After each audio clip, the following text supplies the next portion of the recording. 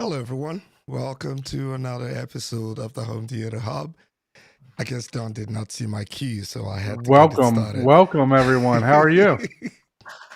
I am doing well, brother. How about you? Very good, very good. So, Busy so day?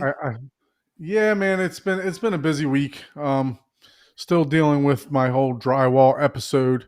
I was supposed to have a guy come by and start last week to finish the drywall for me, or last Sunday, and Saturday, Sunday, and he texted me, said that his car broke down. No, excuse me, he was supposed to start Monday, and texted me his car broke down. So hopefully he'll be here this weekend. He's supposed to come here Saturday, but I've just not had good luck with drywall.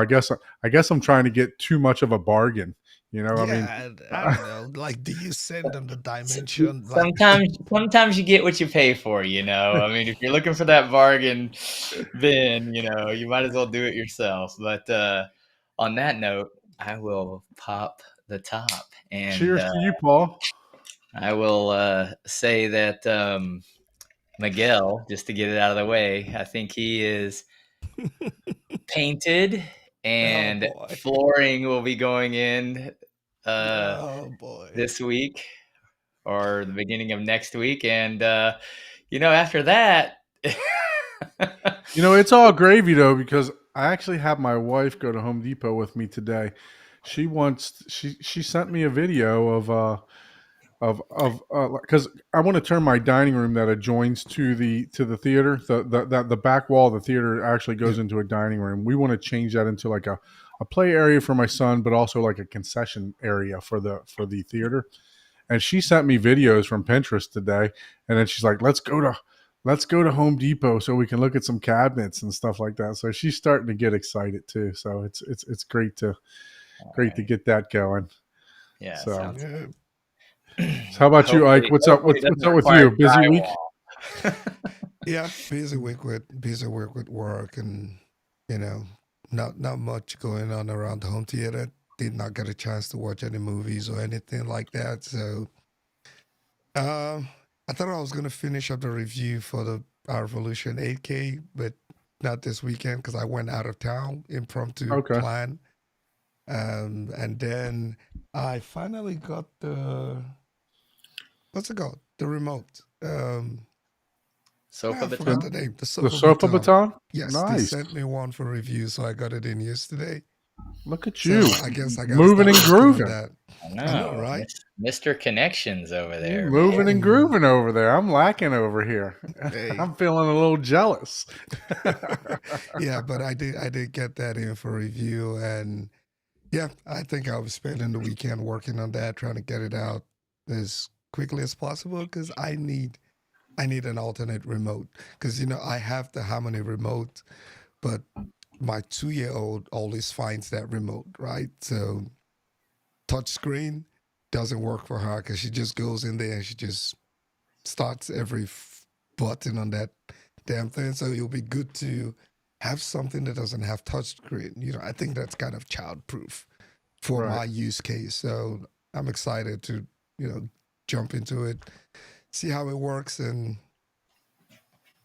move on to the next stuff, I guess. So I know a lot of people aren't into the non-touchscreen for remotes, but I don't mind that at all, for your instance and your example for one, but yeah, the other thing is if I want a touchscreen remote, let's be honest. I mean, you can just pull up the app on your iPhone or your whatever. Every device has an app that's touchscreen. yeah, I Yeah. like their tactile touch wheel. You once you memorize it, it's like a keyboard. You don't have to look where the keys are. keys are, yeah, And once you, especially if okay, I have to scroll up twice or whatever. You just kind of got a memory for that. Where touchscreen, that's makes it a lot more difficult to memorize. You have to look at it. You can't yeah. You can't just pick and even, guess you where it know, is. Yeah, because of yeah. my 2-year old, I had to, one of those on wall remote docks. I had to get one and just stuff all the remotes because she'll go into all the couches, but we have to charge to having a remote, so the dock just stays low, and then I just walk into the media room and the projector is on, and it's like it's just the remote is somewhere down the stairs. So it's like, okay, I probably need to try something I'll out. 3D print you a cradle that you can mount on the wall or inside here. Well, Yeah, but I just didn't want. I speaking of just didn't want to remotes, run the wires inside the wall. Yeah. Just yeah. speaking of remotes, there's a feature for our special guest that I didn't find out till a little bit ago. Okay. Oh, man, what So we're gonna are you? segue into that. There's a feature on my app that I got right here. Let's see if it'll zoom in. Yeah. Yep. I can actually use this as a remote for this Oh, app that we got here, right? So I can sweet. control everything right through my phone for, you guessed it, Kaleidescape. Ah, boy. So with that being said, let's bring Mr. Adam in. Mr. Adam, how are you, Yes, sir? I'm doing great. Thanks, guys. Great to be here. Thank you for having me. I'm thrilled to be here, actually. And yes, that remote and that app looks extremely familiar. I use it myself, actually. It's very convenient. That's All awesome. Yeah, right. so my Kaleidescape is in a rack inside a closet underneath the steps. And yes, I don't have a theater, but I use my Kaleidescape probably 5 times a week. So it runs directly to my main TV in my living room, and and and for the longest time, I was getting up, pointing the remote into the like leaning over like this, pointing the remote, putting the remote, and then I finally discovered the app, right, with the remote. I'm like, remote, let me let me see what's going on here. So now I can power it on, sitting on my couch. I can actually control everything, sort through the movies, the whole movie wall, and we'll get into all that in a little bit. But we'll sort. I can do a lot of stuff with that. It's a very intuitive remote for the application that's there. So when You you know, it say really is. I'll tell you one thing that the customers, the clients love about it is they can be out for dinner or away from their theater or home, and they could decide, hey, let's watch a movie when we get home. Maybe it's movie night, and they could rent or buy from their app at their table where they're dining at. And then certainly by the time they get home, it's already downloaded to the hard drive, ready to go, and it's up on the GUI, and they're ready to enjoy the movie and enjoy the show. So that's a great feature of the app. And I don't know if a lot of people really know about that feature, but it's terrific to be able to shop at the store from anywhere. yeah, because I was just Yeah. about to ask, like, did you not know that it already existed, Don, or did it just come out? Well, I knew the app portion existed because that's where I purchase all my movies through, right? Yeah. But the feature, there's a couple That different allowed, yeah. features. Yeah, a couple different tabs on here. You can search. There's a remote. You got this. You got the store. You can browse, search, remote, notifications, and then there's actually a menu to where you can pull up your account, your movies, downloads. So, and we'll get into all that stuff in a little bit. But Mr. Adam, how about you give a little introduction to yourself, a little bit about yourself. Obviously, you're from Kaleidescape, and once again, thank you so much for joining us. We definitely appreciate you. Yeah, absolutely. Yes, I've been with Kaleidescape for about 4 years now.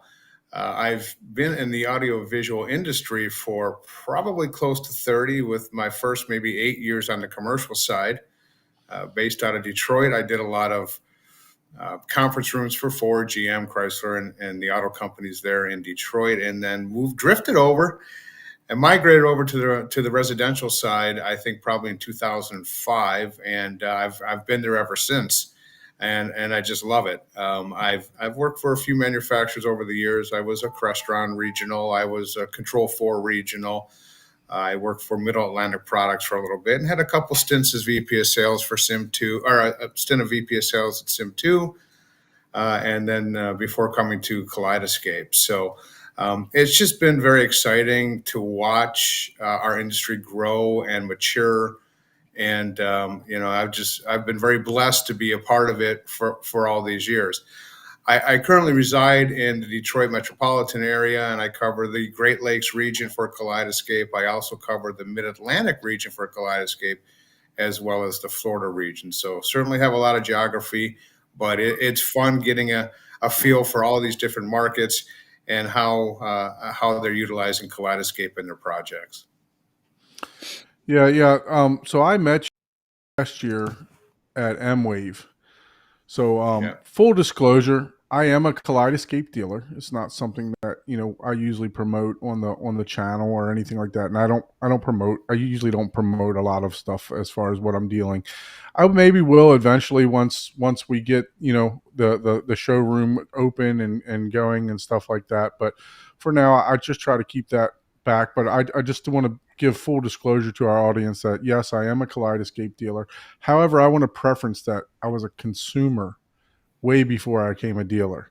So I actually purchased the Strato S player secondhand because at the time, let's face it, the biggest concern with Kaleidescape is the amount of money that it takes to get into it, right?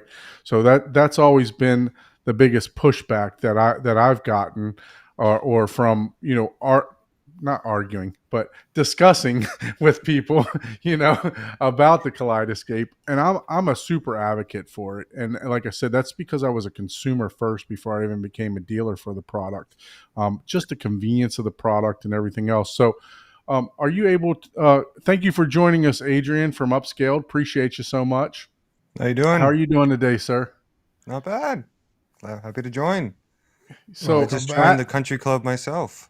Yeah, I was Oh, going to say, really? Adam just he just shot me some news. Tell us what you got over Wait, there, Adam. Adrian, I did the you just same say thing you did. I mean, got I'm a sorry, Strato S. Adrian. I'm sorry, Adrian. Yeah. Sorry.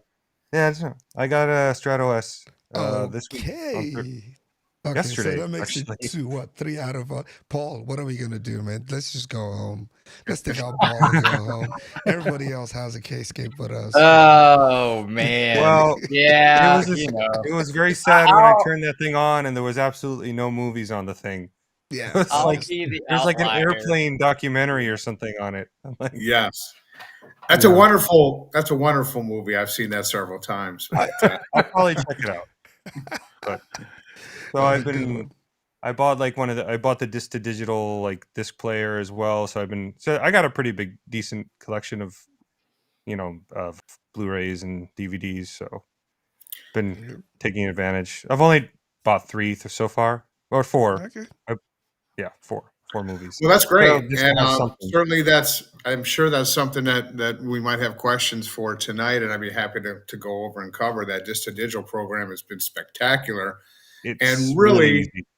and quite frankly, when we have a legacy client, a legacy customer who has an older Premier 1080p system, and they're now doing an upgrade into their room, and they say, well, I want everything to go 4K. I want my Kaleidescape to be 4K, and I want to upgrade and do all that.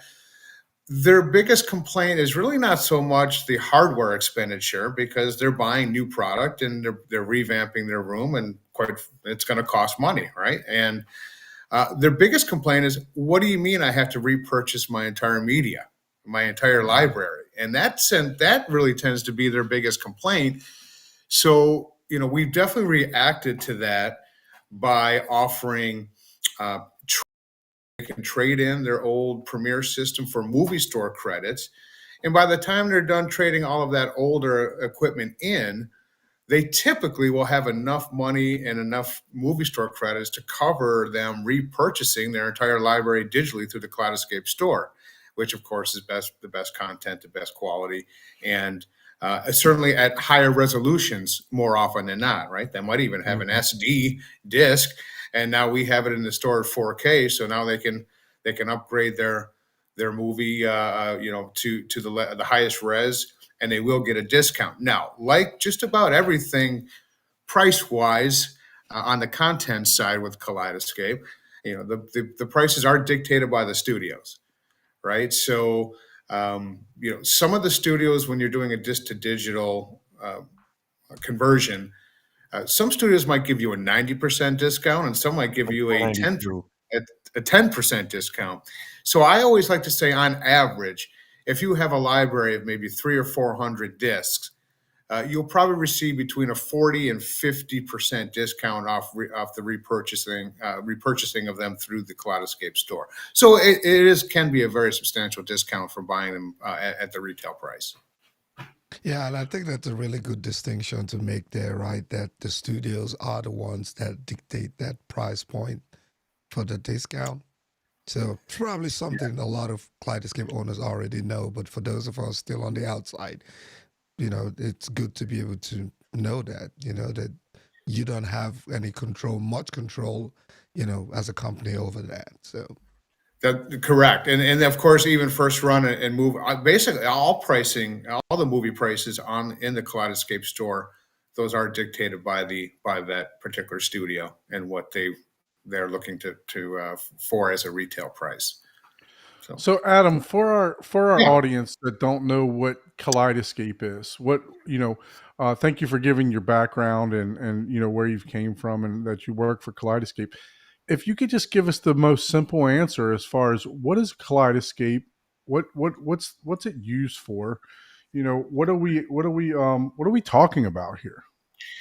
All right, so here's the simplest answer I can give, and certainly a lot of time that I have. No, I know we're here all night. That was kind of a joke. Yeah, absolutely.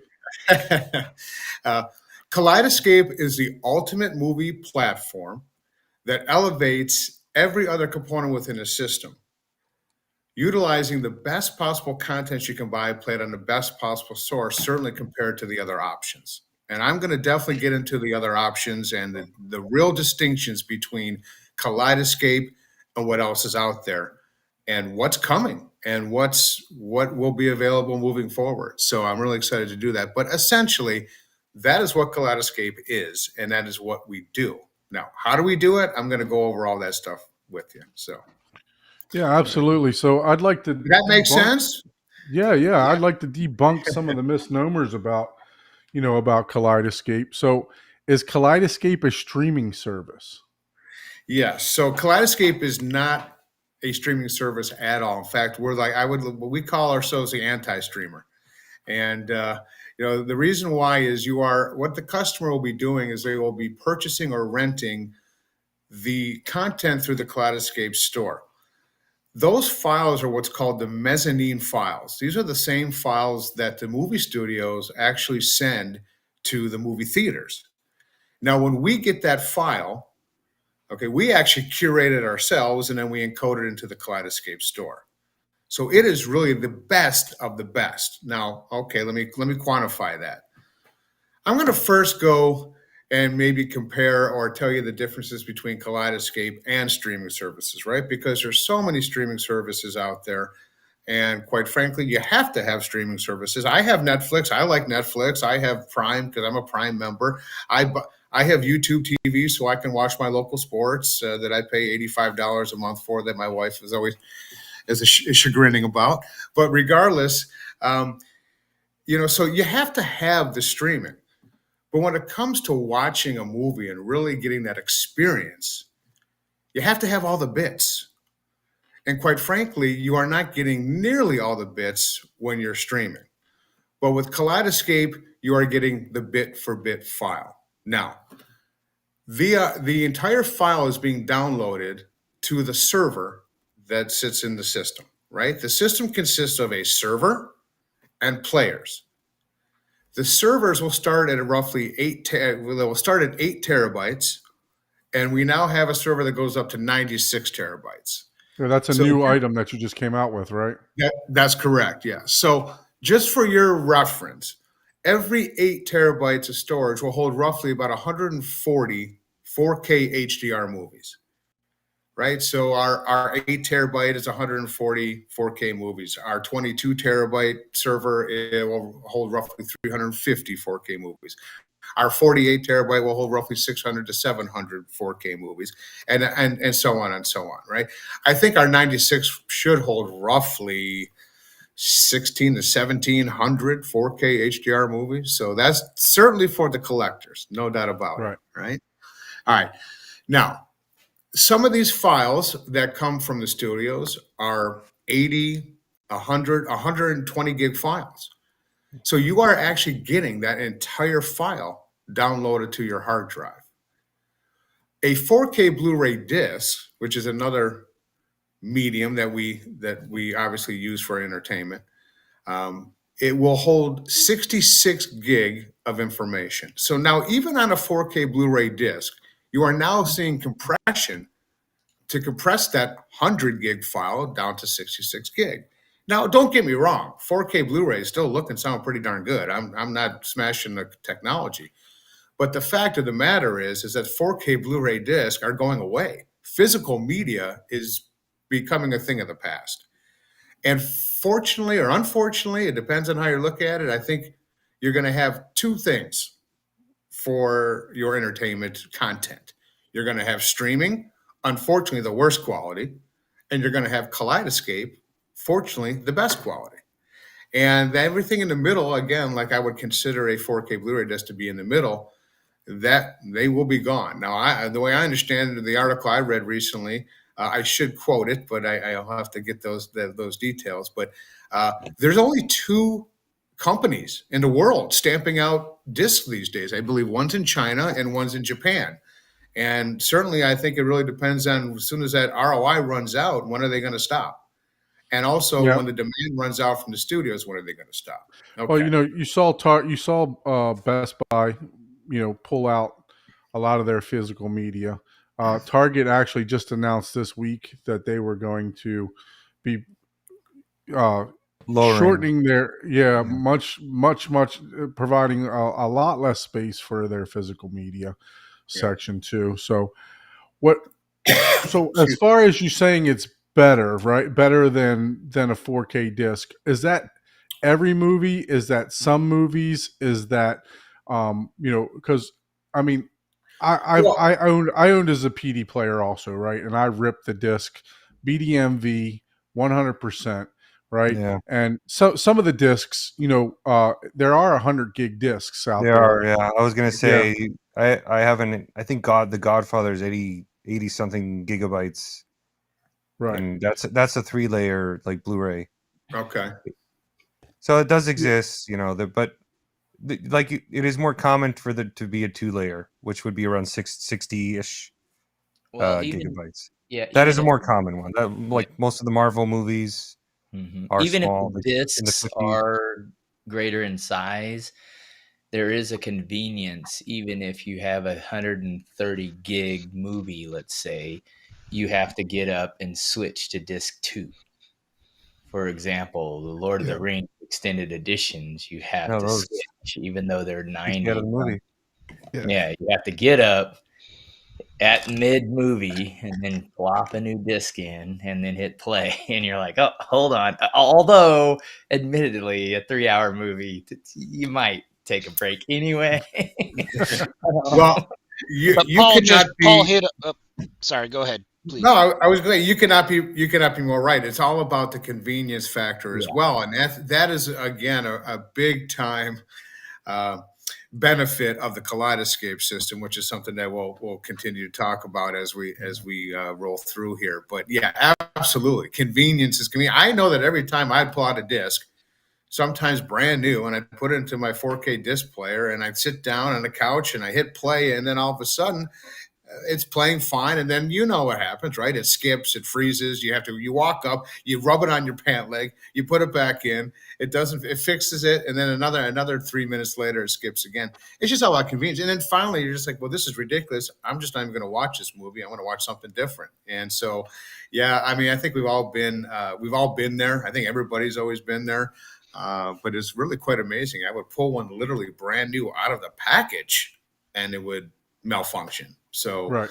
But yeah, convenience is certainly a big part of the Kaleidescape proposition, without question.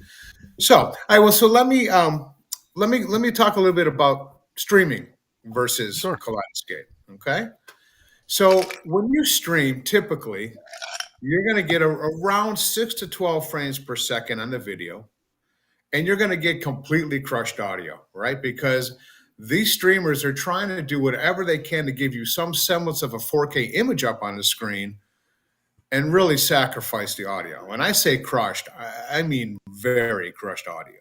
Okay. It's bad. And It's very so, bad. which is why, what I'm sorry, I just say it's very bad. Streaming is very bad. it is very bad. So, with Kaleidescape, since we are not streaming and we're not dependent on the internet pipe and we're not dependent on how much traffic is happening within your neighborhood that day and how many people are on Comcast, because let me tell you something, it's Saturday at 8 p.m., 9 p.m., it's going to look and sound really bad. But on a Tuesday afternoon at maybe, let's say, 1 o'clock, it might be a little better. But the problem is they're compressing, they're delivering over the internet pipe, they're trying to decompress or uncompress. It just doesn't work. And what happens is everything gets left behind. And so now with Kaleidescape, you're looking at 60 frames per second on the video. So we're 10 times the bit rate on the video. And what that means to the viewer and the user is all of the artifacting has gone away. All of the color banding has gone away. All of that ligation that you see when let's say you're panning out on a wide shot has gone away because you're not dependent on that data being transferred through the internet pipe while you're watching it. Okay, it is already there. Every bit on the audio and on the video is sitting there on the server being accessed whenever you want it. And so that is the beauty of the Kaleidescape as far as the quality. Now that it is really not just I can kind of see and I can kind of hear a difference between a streaming service. It's a holy bleep moment. Okay. It's a holy crap moment. There's no question about it. It's wow. And I've actually done demonstrations in front of with end users. And I'll do a demonstration and they'll say to me, you know what, Adam, I have watched this movie 25 times and I have never seen that. I have never heard that.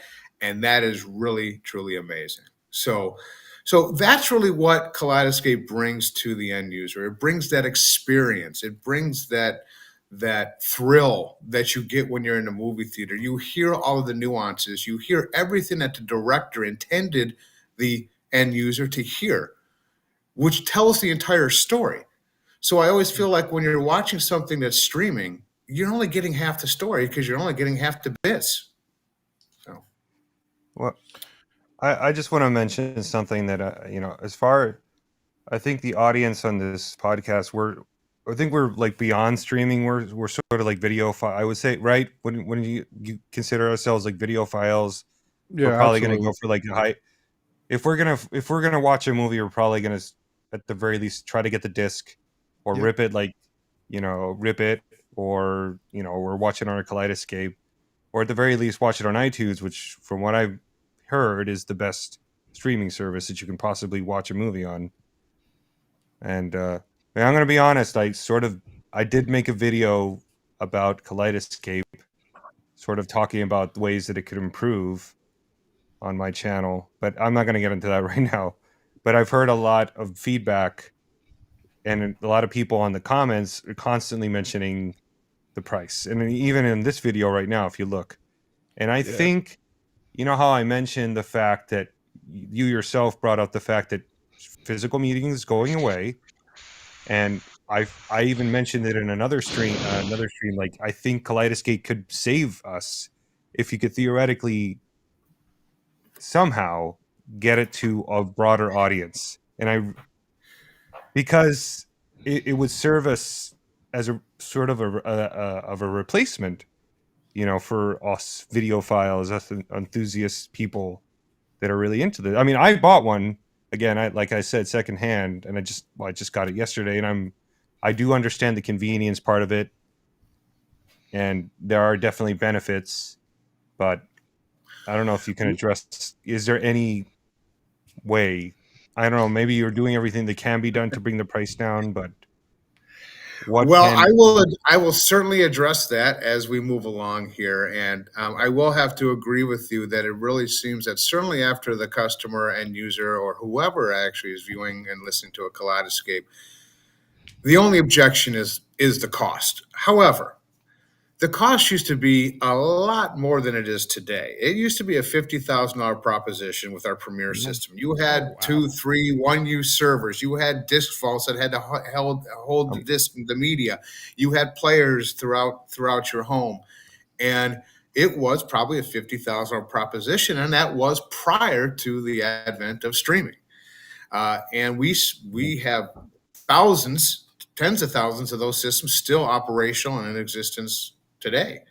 Now, it has become much more streamlined. Again, I think you folks are very familiar with the product line, how we have the small compact Terra servers, and then as you get from 48 onward, it's a larger 2RU server.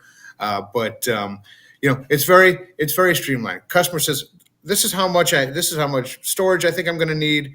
These are how many independent zones of playback I want from the server, and then they buy and or rent all of their content through the Kaleidescape store. The renting aspect has been really, really great for Kaleidescape because some people, they don't even tell you, listen, I watch a movie or a program one time and I'll never watch it again. So they're a great candidate for a rental. And if they're going to do more renting, then really a larger server is not something they need. They can certainly get involved with Kaleidescape at our entry level at 8 terabyte with a player at $9,000 retail. And, then they can certainly always move up and purchase a larger server at some point if they ran out of storage. They can also take their movies off of the server. They always remain in the cloud in the Kaleidescape store and can be re-downloaded at any time. So they can free up storage on their hard drive as well. I think typically our typical Kaleidescape customer, however, when they do fill up their server, they're more likely than not to just go ahead and call their integrator and say, hey, I'm kind of tired of taking these movies on and off the hard drive. What do I need to do? Well, we need to add storage by adding a server, and they typically will go ahead and do so. We have a lot of programs too to help and assist those customers get to that point, and we offer movie store credits as promotions that are pretty common on a quarterly basis, which is really great. Client buys a system or even adds to his current system, and we will go ahead and offer free movie store credits as a thank you, as well as even for a new customer. Here's a certain dollar amount depending on the system you bought. Now, hey, go ahead and shop away and enjoy and fill that thing up with the best content that you want to watch. So, okay. Now, again, so yeah, the movie store credits. I think you guys, if I'm able to talk about them, or you're able to talk about them, I think right now, what are some of the promotions that you're giving away for? Not giving away, but if someone purchases a 8 terabyte and a Strato C, do you remember them off the top of your head?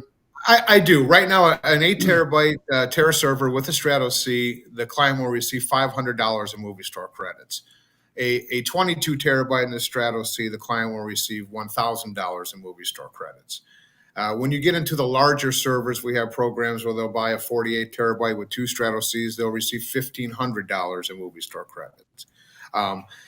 If they have a current Premier system and they want to do a hybrid system, which is something I'm not sure if we want to kind of get into the weeds on the hybrid systems, but real quickly, what it is when we have a Premier client who really likes his Premier system and the features that offers, but they want to now add the Terra system for the 4K aspect of it and the convenience aspect of it, but they don't want to do away with their Premier system, we can go ahead and interface between the two systems so they act all as one using a little switcher that we call a co-star switcher, which will, depending on which movie or which content the client wants to watch at that time and which server that it's held on, that will direct what display and what player that content will go out and be played on. Okay, so the clients can have the best of both worlds. However, like I said, if they trade in their Premier products, they'll get a percentage, they'll get a certain dollar amount on doing that. If they add a full-blown Terra system to their Premier system, they'll receive 15% of the retail price that they spend in movie store credits. So I'm just saying, if we have an avid collector who wants to buy a 48 terabyte and a couple a couple players that I don't know. It's roughly maybe $20,000 retail, $24,000 retail. Forgive me if I'm off a little bit, but that could be 15%. That's not peanuts. That could be $3,000, $3,500 in movie store credits. So, Right. so that's the bottom. We want the customers loving it, enjoying it, and filling those things up with content, because ultimately that variety and is really what sets us apart. And when I say that, in our store we have 15,000 titles. Of those titles, I think roughly 2,000 of those are 4K. We have the largest 4K collection out of any service available anywhere. Okay, and of those 15,000, 9,000, I believe I mentioned this earlier, are available for rental. So we still have a huge library of movies and content that's available just for rental at $8 a piece. Now, if the customer loves that title and wants to purchase it after he or she rents it, we will give them $4 of the $8 rental fee towards the purchase, and that title will go into their section of their store called digital offers. The same section that when you do cataloging, those titles also go into the digital offer section of the client's Kaleidescape store account. I had a So quick question about So rentals. just Tiny. quickly, Sorry. guys. Go We ahead. have a couple of questions coming in the chat. Just know that we're starring those questions, and we will get to them. So I just wanted to bring that up so that the chat doesn't think we're ignoring the questions. Very But good. Yes, I'll keep in track of those questions, and we will get to them. That's terrific. I'm happy to get to all those questions, and I want to make sure that I do. So thank you. Yeah, I have a quick question, just very, very short. That when you rent a movie, you download the whole thing, and when you're done watching it, first of all, how you have like 30 days to watch it, right? Similar to like a streaming service. That is correct. So you download the entire mezzanine file to the hard drive. Okay. You have 30 days to start the playback. Okay. Right. Once you start the playback, then you have 48 hours to watch 48. the So it's the same. And what Yes, happens it after is. the 48? It gets deleted automatically, or Yes. After the 48 hours, it will be deleted off the hard drive automatically, and Okay. that title will then show up in the so it frees up digital the offer space. section. I don't have to worry about like having to go and It's some Okay. it's some James Bond stuff. This file will self-destruct after. Yeah. And I think that question I, Adrian and just and asked. one tiny more question. I just like I said, I just bought a Straddle S with 6 terabyte. Let's say I want to upgrade. I want to get more. Can I just get a Terra server later and add on it, or is that not compatible? You have to get a Straddle C. No, so technically, a Terra server can be added to a Strato S. The Strato Okay. S would essentially become the player, essentially. However, that 6 terabytes of storage, or 12, depending on the unit you bought, we made them in a 6 and a 12 terabyte, It's the same. would still run concurrent. That storage will run concurrent with whatever size server that you purchase. I will tell you that we don't specifically recommend that you add a Terra server to a Strato S and not use a Strato C, but it will work and it'll work fine. The Strato S has really a different processing chip and a different motherboard that we're now using in our current Terra line. Now they are compatible, and like I said, they work together, but the Terra server will download a 4K HDR movie in as little as 8 to 10 minutes, depending on your download speed. I'm just going to use that as an example with a 1 gig down. Okay. Yeah. Now the Strato S that has one chip in there, and that chip is doing double duty. It's acting as a player and a server. So unfortunately, that is why we have, even on a 1 gig down, it's a 45-minute to maybe 50-minute download time on a Strato S. And if you have I've a half a experienced gig, that. if you have a half a gig download, now you're looking at maybe an hour and a half to download a 4K movie. Now that's fine if you have the time, or you can even program that to download all of your movies at 2:00 in the morning while you're sleeping. But if you want to rent a movie, I mean, you were all about the instant gratification, right? And certainly that's why people use the streaming services. But if you want to rent a movie, you certainly don't want to wait an hour and a half before you're ready to watch the movie. 10 minutes is really no problem. Since we're Hey, talking Adam, about just servers, right?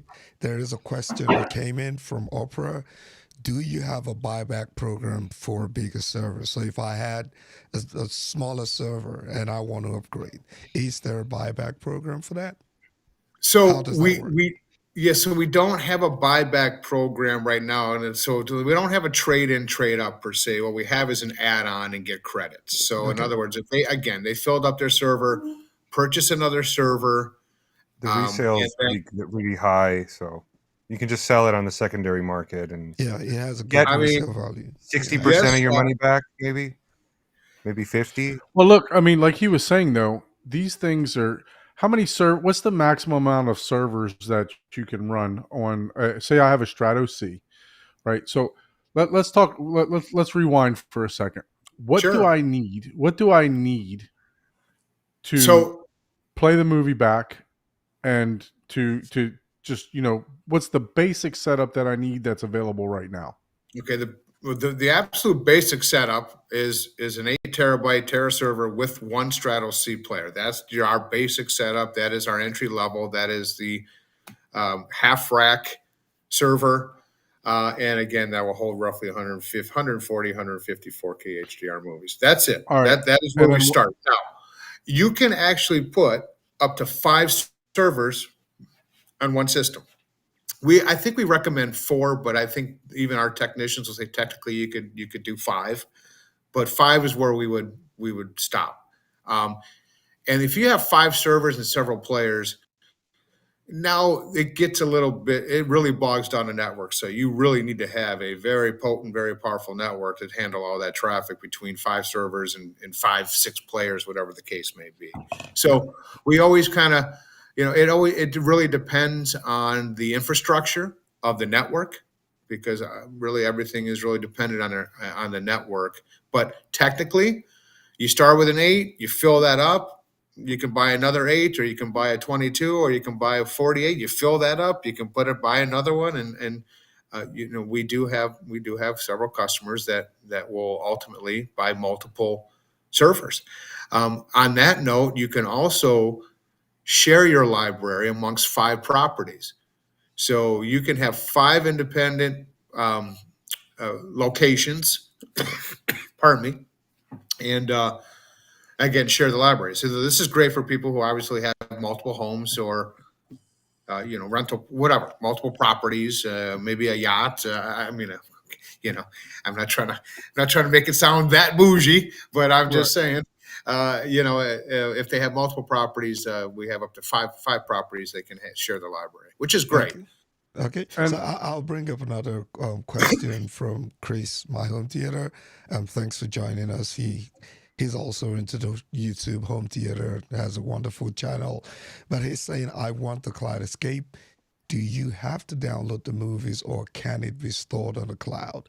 Now, Chris, I don't know. Are you saying can you watch it straight from the cloud, or do you have to download it? Or I'm not sure if I'm clear with what your question is, but I assume yes, you can download the movies, and there should be a copy stored on the cloud, right, Your Adam? your license Yes. are stored in the cloud forever, so you can have 1,000 movies Yeah. even with the smallest device. But you can only immediately have available whatever you have downloaded. It does not stream from the cloud. Okay, yeah. So he's saying yes, straight from the cloud. So, I think Paul just said, yeah, you're not going to be able to stream. That's why you need those So those if you have drives. 20 megabit download service, you're going to be waiting a while for your movie. That's well, look, basically I can tell you Probably not that practical at there's that. plenty of times that I showed the app a little bit earlier, and I want to show the movie store. Let me share the movie store real quick. So Like, there's times that I actually am just sitting at work, and I'll be like, hey, you know, I want to I want to watch a movie right tonight. So I'll just come here. I'll click the movie, which I've already downloaded Monkey Man, so or I purchased it, but I'm not logged in right now, so I think that's why it's still showing the price. But I mean, look, that's another thing. Early releases, you can't get Monkey Man right now on on a disc, right? So that's still in theaters at the moment. So you can actually purchase this movie, and then the download time wasn't a major factor for me because if I had like a 5-minute break at work or something like that, that's usually when I was purchasing my movie. And by the time I got home, the movie was there sitting there for me. So, that's download time is great. Like Adam said, if you're sitting there with the wife and you're thumbing through the movie store and you're trying to figure out what movie to watch, and then you watch the trailers on the TV with your wife or significant other, and then you say, okay, we want that one. You hit the download button, and then you go make some popcorn.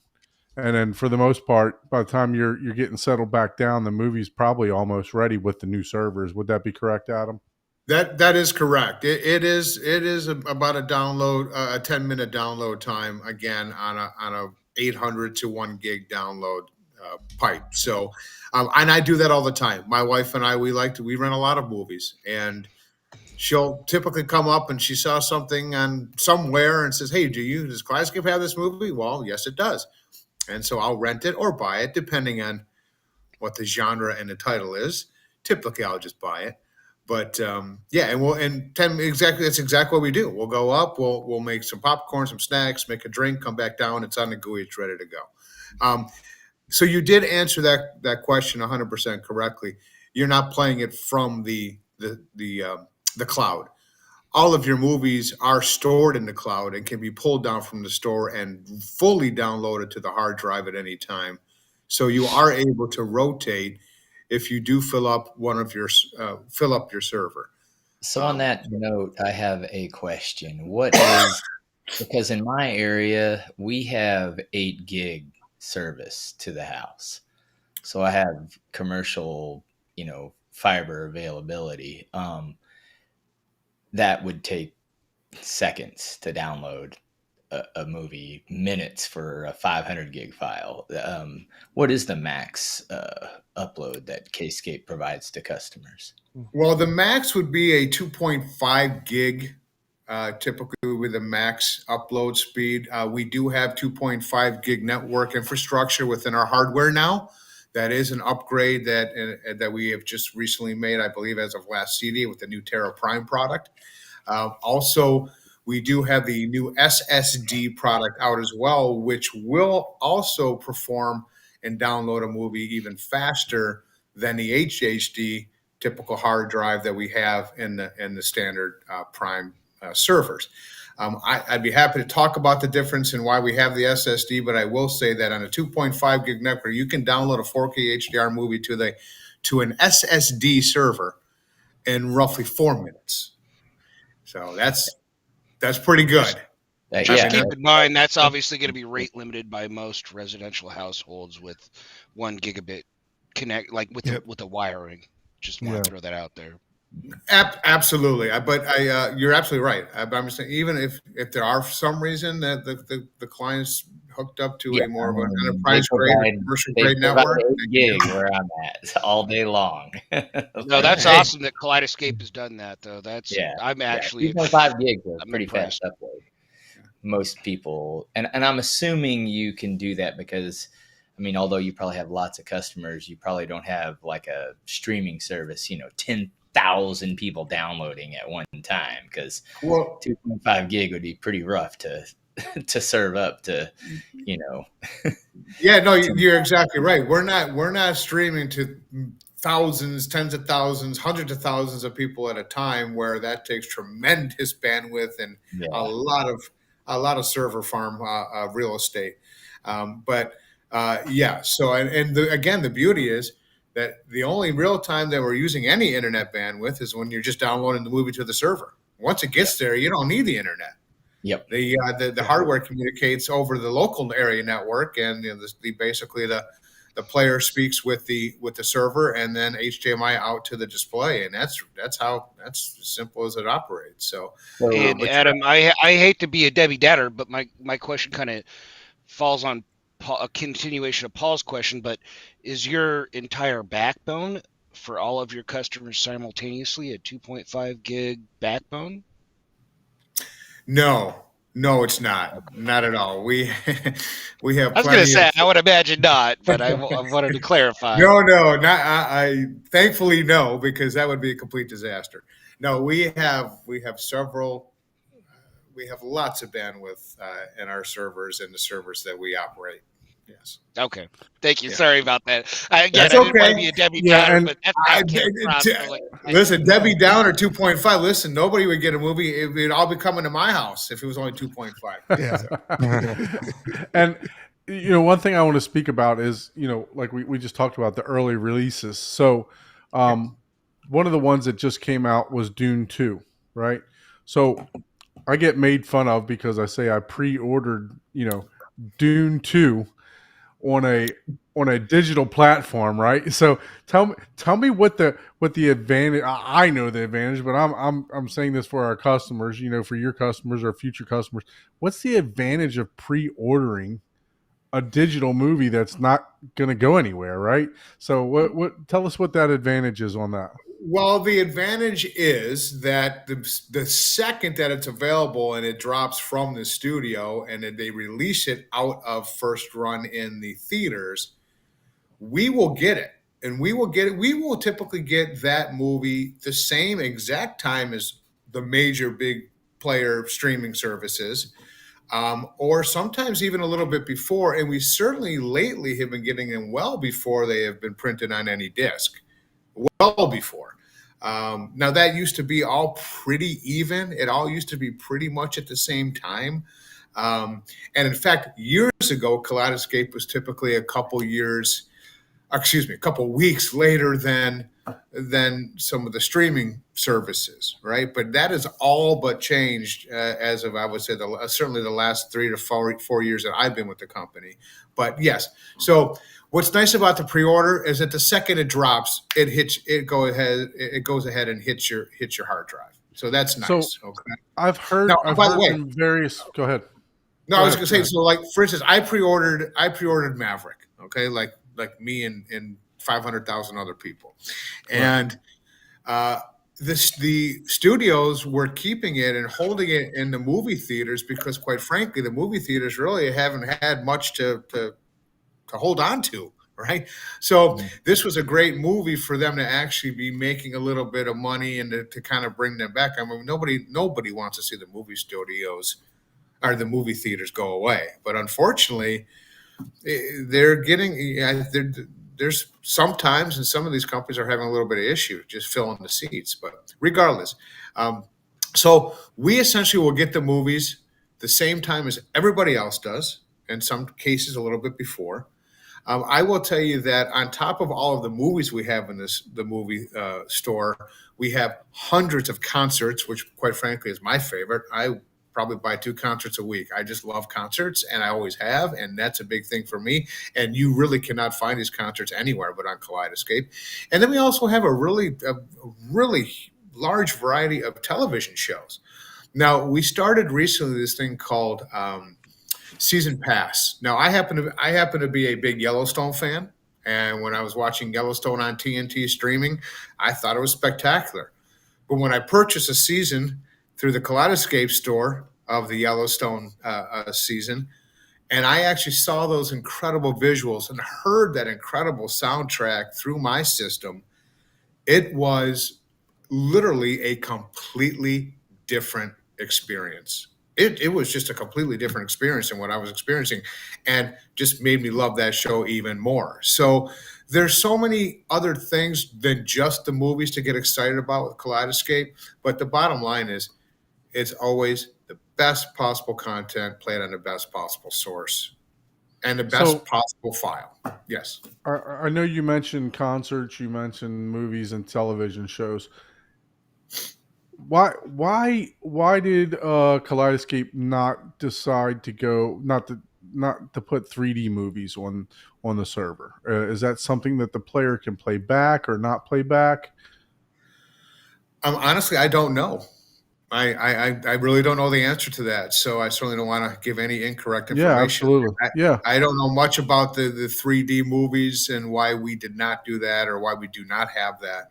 I will say that it's quite interesting. We all know that year over year, the TV manufacturers say, well, how are we going to sell another 1.5 million sets for over the Christmas holiday, right? So they come up, it gets a little gimmicky. Let's go with a curved screen.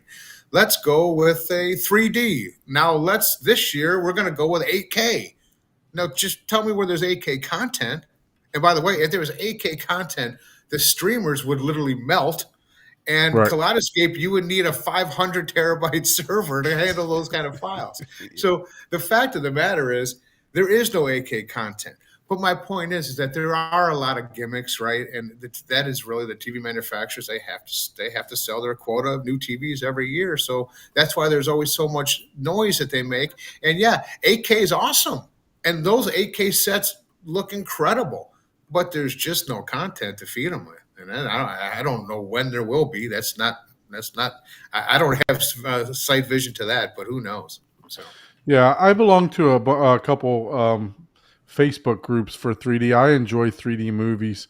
Me personally, I know some people don't. I know I'm biased on this. Some people like them, some people don't. Some people don't like wearing the glasses and stuff like that. But I was just wondering, why that.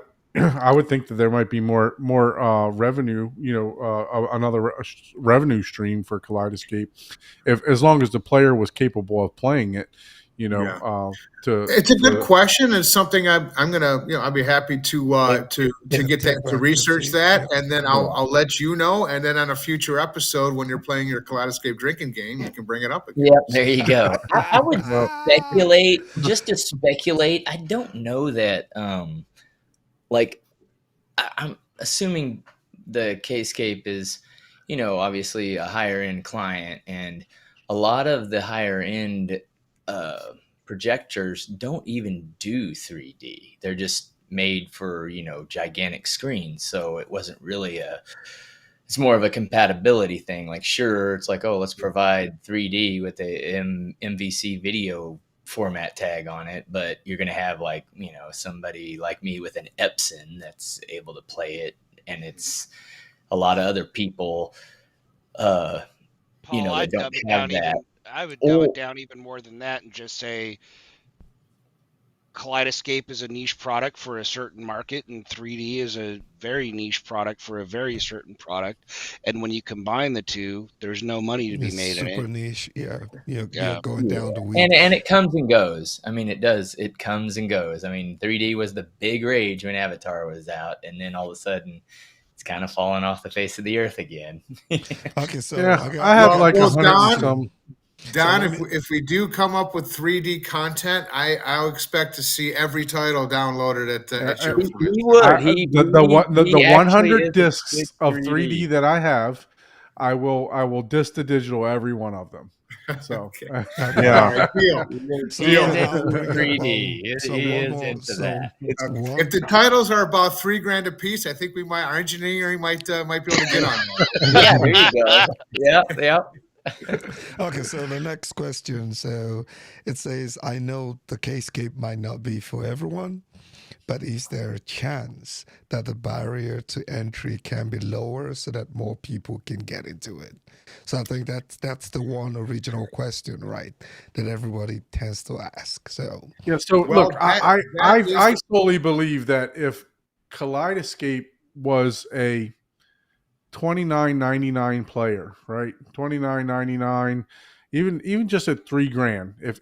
If people could get into this ecosystem at $3,000, that they would fly off the shelves. You would stop hearing all this stuff about price, because what it is right now, as you mentioned, Adam, it was $50,000 before, right? So that was the ceiling. A lot of people is not even going to blink an eye at that, right? But that's how technology works. It always goes down. Now it came down to, 8,000, 10,000, somewhere in there. And a lot of people are just, they have the means to grasp it, but they don't want to pull it in, right? Just because it's that high expenditure, right? So I think that's where you're getting a lot of the kickback on that as far as the price wise, because yes, somebody can go and buy this now, right? But do they want to spend that kind of money, and can they justify it for themselves? So it's become more attainable to a lot more people at 10 grand. So now the temptation is there, but they're inner fighting with themselves to Yeah, whether or it's not like they in want to my purchase it. situation. Do I Well, want a K-scape or do I want a second motorcycle? all It's right. like, Well, all I right. can Well, only drive one motorcycle at a time, but I But we'll like let the you get to that, motorcycle. Adam. well, let's put it this way. Sometimes they're fighting more with their spouse than they are with themselves. Yeah, that's Yeah. However, true. and so here's what I can say. And as soon as I'm about to say it, I want you to absolutely cut the plug, because here's the big announcement. Cut. Just kidding. No.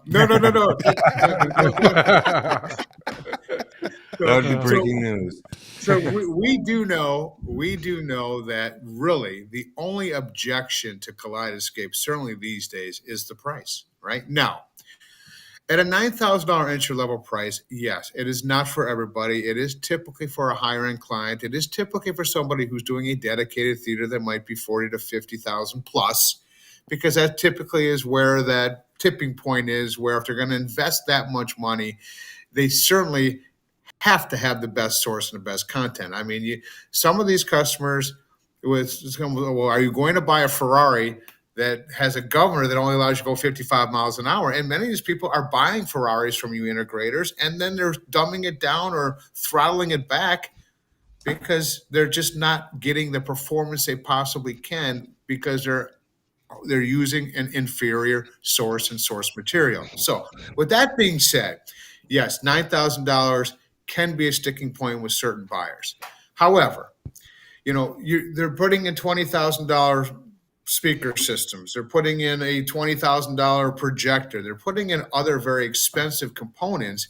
And again, integrators and clients, they have to understand that you have to start with the source. It is the most important part of your system, not the speakers, not the projector, not the screen, not the couch. Do you need that $20,000 set of bank of theater chairs, or could you do okay with a $10,000 bank of speaker chairs and add yourself a Kaleidescape? So honestly, it really is how it's presented to the customer initially, upon specification, when you guys are building quotes and you're doing these projects. But no, $9,000, yes, can be a sticking point. But for me, and of course, I would say, it's really not that much money when you consider you are getting the best content you can buy in the world, played on the best possible source, and then makes everything else that you've invested your money in perform to its very best. So So, Adam, with that all I- being said, all right. there is nothing that I can divulge to your audience right now that's very specific. But all I can really say is that, of course, we understand that price is an issue.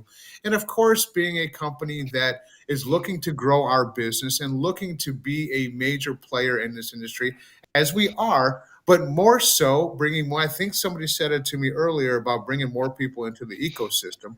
That's exactly what we want to do. And let's be real, there are some people who just simply cannot afford a $9,000 movie server, entertainment server. But these people, there are some people who might save up and buy that $2,000 or $3,000 Oppo Blu-ray player when they had them. I'm not even sure if Oppo is selling those Blu-rays anymore or not. Point being is, we understand, we have heard from our dealers, we have heard from our clients, and I am certain that has not gone on deaf ears at our manufacturing, at our engineering, at our CEO level, at our management level at Kaleidescape. And I can say I can't say a whole lot, but what I can say is they would certainly not be a surprise to our industry if we do come out with something that is more reasonably priced, more towards an entry level piece, and not in the not too distant future. But that is really probably a little bit more than my management would even like me to say. So I'm going to have to stop right there. Okay, so we appreciate you you. heard it. So you We'll heard discuss it here privately first. at M-Wave. Yeah. Go ahead, I am Eric. gonna. I am Did I jump hanging the up gun? if I cannot get one question Maybe in. I jumped the gun here. This is gonna be my one question. I will shut up. I promise. All right. I am your crowd. I have a $75,000 theater room. I don't drive a Ferrari. I drive a Porari. It's a Corvette C8. And Okay. I have Right. zero problem with a $9,000 price tag. I'd probably go for a more expensive server. Here's my challenge and the one question I want an answer to. These servers, I am in IT. I know what the most expensive enterprise hardware costs, right? I know what I pay for enterprise hard drives. I've also done side by side tests for fun because I'm a geek with other home theater room enthusiasts to see Dune 1 in this specific instance with a UHD disc compared to a Kaleidescape. And the big challenge, I've got two challenges here, and I don't know if we're going to get an answer here, but the two challenges I've got is the hardware cost. I can buy an 18 terabyte enterprise hard drive for a fraction of the price of this. And I know, and don't get me wrong, I get that there's R&D. I get that you guys have overhead. I get all of that. But I also know that I have a $4,000 server that I built that has 100 terabytes worth of storage. So I'll put that to the side. The other piece is, and it's more important to me, this is the more important question, is the marketing side of this. I feel like personally, when you tell me, yes, I'm going to get the highest quality, and I get it and I believe you, am I going to see it? Right? Am I going to hear it? Because once you get to a UHD disc, what you're selling to me is the convenience. Sell me the convenience. If you sell me the convenience all day long, I'm with you, and I don't care about anything else. Sell me it for $10,000, $20,000. Tell me it's easier, and that's what you're selling me. When you tell me it's better, that's when I have questions. So I'll shut Okay. up now. I'm going to mute the rest of the stream. Feel No, free to actually, ask your please question. don't mute. I'm enjoying the banter, and you make some very, very valid and very good points. Now, that 18 terabyte enterprise grade hard drive that you bought for 4,000, whatever price you said, does it come with any licensing fees to the studios? Mm-hmm. Right. Does not. Yeah. Right. And I so try to tell people that, and they don't believe me. I'm Exactly. like, No, and I Exactly. said they have I get it. to. There's R&D. There's R&D. Well, I not get even. all of that. But wouldn't It's the not even license be just built the into the license. movie? so I would like to and I'm not definitely I am not an apologist for the price of Kaleidescape, but I do like to explain to people because I think it's fair that they know. Now, our products, yes, they're extremely unique. Those hard drives, those enterprise grade hard drives we use are locked down and very specific and proprietary to the Kaleidescape system. That's why, because people always say that I can go on CDW and buy a 22 whatever and it's $400. Well, that's certainly not what we're using. Number two is, our chassis are made from aircraft aluminum. Now, do they have to be? I don't know. I think they look awesome. I think they feel awesome, but aircraft aluminum is not cheap these days. Then we manufacture our products in Northern California, Silicon Valley, in about 5 minutes from our office in Mountain View. And there certainly are less expensive places to manufacture electronics in Silicon Valley, California, but we like to keep the product made in America and at our control, which again, 5 minutes away from our office HQ doors. And that certainly adds to the overall cost of the product. Then, of course, we do pay licensing fees to the studios for various things. And again, I'm not the legal department, so I'm not going to get too far into the weeds in that. But I'm just saying that there are so many hidden costs. Then, of course,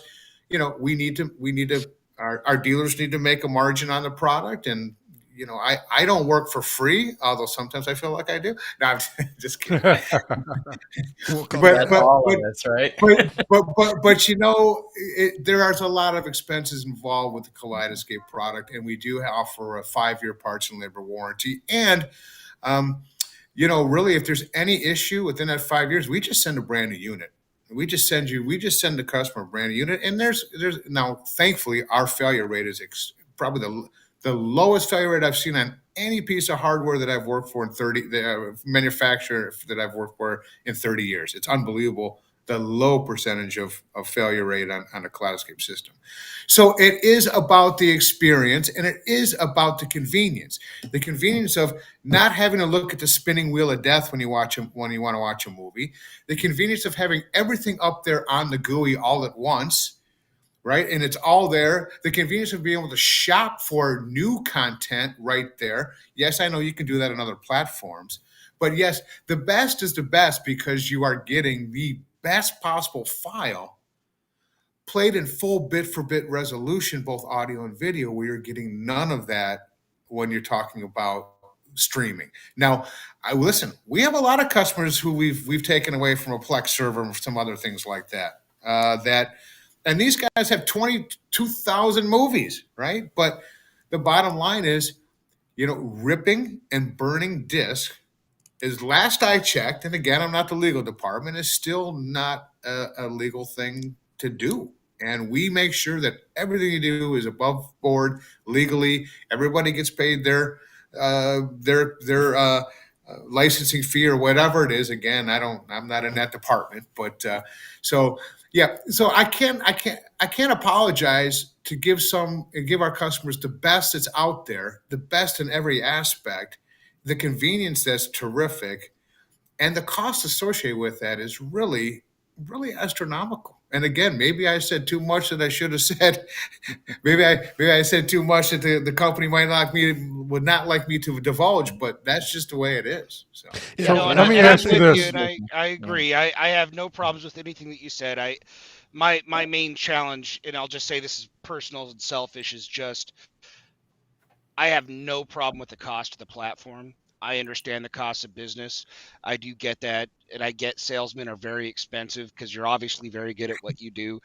Uh, my my my thank my you. on- my only challenge is really just the marketing. Is really make me feel like a consumer that understands. If I look at a UHD compared to Kaleidescape, it's going to be probably pretty similar. May challenge. I'll say best case scenario to tell the difference, but what you're getting is the convenience. Sell me the convenience. I've got no more questions. I don't care about the cost. I don't care about anything. Tell me I'm buying convenience, and I'm sold. So again, I'll shut up. I lied the No, first time. honestly, Well, that you're buying. Hold on, Eric. You're buying convenience, and I'll send you my email address to send the check to. Yeah, yeah, Got you. and Thank you. Anton, Got you. so Anton, Don's not the best salesman, but he is a He's, salesman. yeah, I'm gonna fire Don. I already fired him a few weeks ago when he was screwing on his old laptop. So Well, do we we'll have fire him again. any other questions? I have a few yes, let me go questions. through some of I the have, questions in the one chat. left, I think, one or two. Let Yeah, me and let me go. I Let just me want to go do through. this real quick, Adam. Before we do that, I'd like, since we talked about licensing, since we talked about everything, we're talking about bit quality, right? We're talking about the quality of a 4K versus this. I want to bring this up. So, can you take us through the process of, you get the file from the studio? How does it make its way to the Kaleidescape? Because look, a 1080p mezzanine file, 2 hours of just 1080p is probably somewhere around 8 terabytes, 6 to 8 terabytes, just a pure mezzanine file. So how do Uncompressed. we, uncompressed mezzanine file. So how do we get the file from that to the Kaleidescape? So we have a wonderful person. His name is Luke O'Brien, and he is our curator of everything content, as well as along with his team of people that he has. So they do get the raw, unadulterated mezzanine file from the studios. They curate it. They honestly make it better. They do take out anomalies and they tweak it, and and this is what they do for literally every title in the store. So it's quite amazing what Luke and his department does. It really is. So I don't know the whole process. I really don't. I haven't watched that process, but I do know that the entire file is curated, cleaned up, certain things that are not necessary are taken out. Maybe certain things that are not perfect are made perfect. And then that is encoded into the Kaleidescape store. At what, I don't know, but I do know that it is, again, at least 60 frames per second with completely lossless audio. That's what I do know. Okay. So I don't know the full process, but I do know that literally every title is actually curated by Kaleidescape before it gets encoded into the Kaleidescape store. All right, and we'll touch on that in a second. On some more of that in a second. You got some questions from the chat. Let's go ahead and answer some of those. Yeah. Great. So I started a couple, so we'll just go through. So the first one is any updates on Dolby Vision support? So not yet. Adobe Vision is not available yet. Again, I know that is something that we've been talking about. I know that is something that's on the engineering list. I just don't know where that stands or where that sits at this point. But I do know that it is something that I could comfortably say is in the works. So would that be a firmware update or would that be a hardware update? So I don't know. My guess would be in the hardware. So whether that be new hardware or firmware or just a particular model, I don't know. But that would be up to engineering, however they figure is the best way to do it. But I do know that it's in the works. I just don't know where it's at as far as the engineering list. Okay, so So I mean, HDMI 2.0 supports Dolby Vision, so and so it has HDMI 2.0, so it should theoretically support it. And I guess on my second question, like, would theoretically, if this does happen in the future, would you get that automatic update for any like HDR movie that you have now, like you do sometimes? You get the notification there's an updated version. If that happened, theoretically, do you think it would be something like that? That would make sense. Because whenever we do have a new version of anything that's in the store, even when you buy a audio version, it could be like exactly. Exactly. So even when you have a 1080 movie and then there's a 4K where they've remastered it in 4K, you own that movie, you're going to get that notification from the Kaleidescape store. Hey, this title that you own in your library is available at 4K. So again, I really don't know, and what I don't know, I don't know. So I'm not even. I don't even want to speculate, but I will say that as a technical person that talks to lawyers sometimes, it would, my guess, depend on the licensing cost. Where if you have a movie that comes out with a new mastering of an audio, the studio still owns that movie, so there's no extra cost for that additional audio track. But if you do something like Dolby Vision, that's a licensed thing to that different company, so it may require additional cost. It's possible, but not necessily. But it's generally it's who owns it. We'll and speculate. Who you if you already all I'm going to say to this, we don't want Adam to go say something that that he's going to get fired for. Yeah, we don't want Adam to go say something that if you guys like me, please stop asking these questions I get fired for. Adam, all we wanted to do was make you sweat, and I saw you just raised your brow. So I think we're good at this point. His job is done. Eric's job is done. I'll go to the next question. So the next question says, I heard that the case. I will tell you that if all of a sudden I see my my CEO's number on my phone number, I know what he's calling about. So no, it's just your email. Look, we don't have very many viewers, so he's not going to see us. No, all it'll happen is your email will say it needs a new password because they've turned it off. Yeah. So the next question is saying that the Kaleidescape has a demo playlist. Do you have to own the movies in the demo playlist to play a demo, or can you just simply cut demos from the different movies that you own? So do you sorry, that's a great question. That's a great question. And what we call those are called scripts, and it's really awesome. What you can do to create a script is you just log on a web browser, the IP address of your server. So you would say whatever the IP address is of your server /scripts. It'll take you to a particular menu in the browser, and it'll allow you to create your scripts. Now, yes, the answer is yes. You have to own those movies to create the scripts with those clips. So yes, So this question actually came up recently with a newer dealer who came on, and he was creating a script for his demo system, and he asked me that exact same question.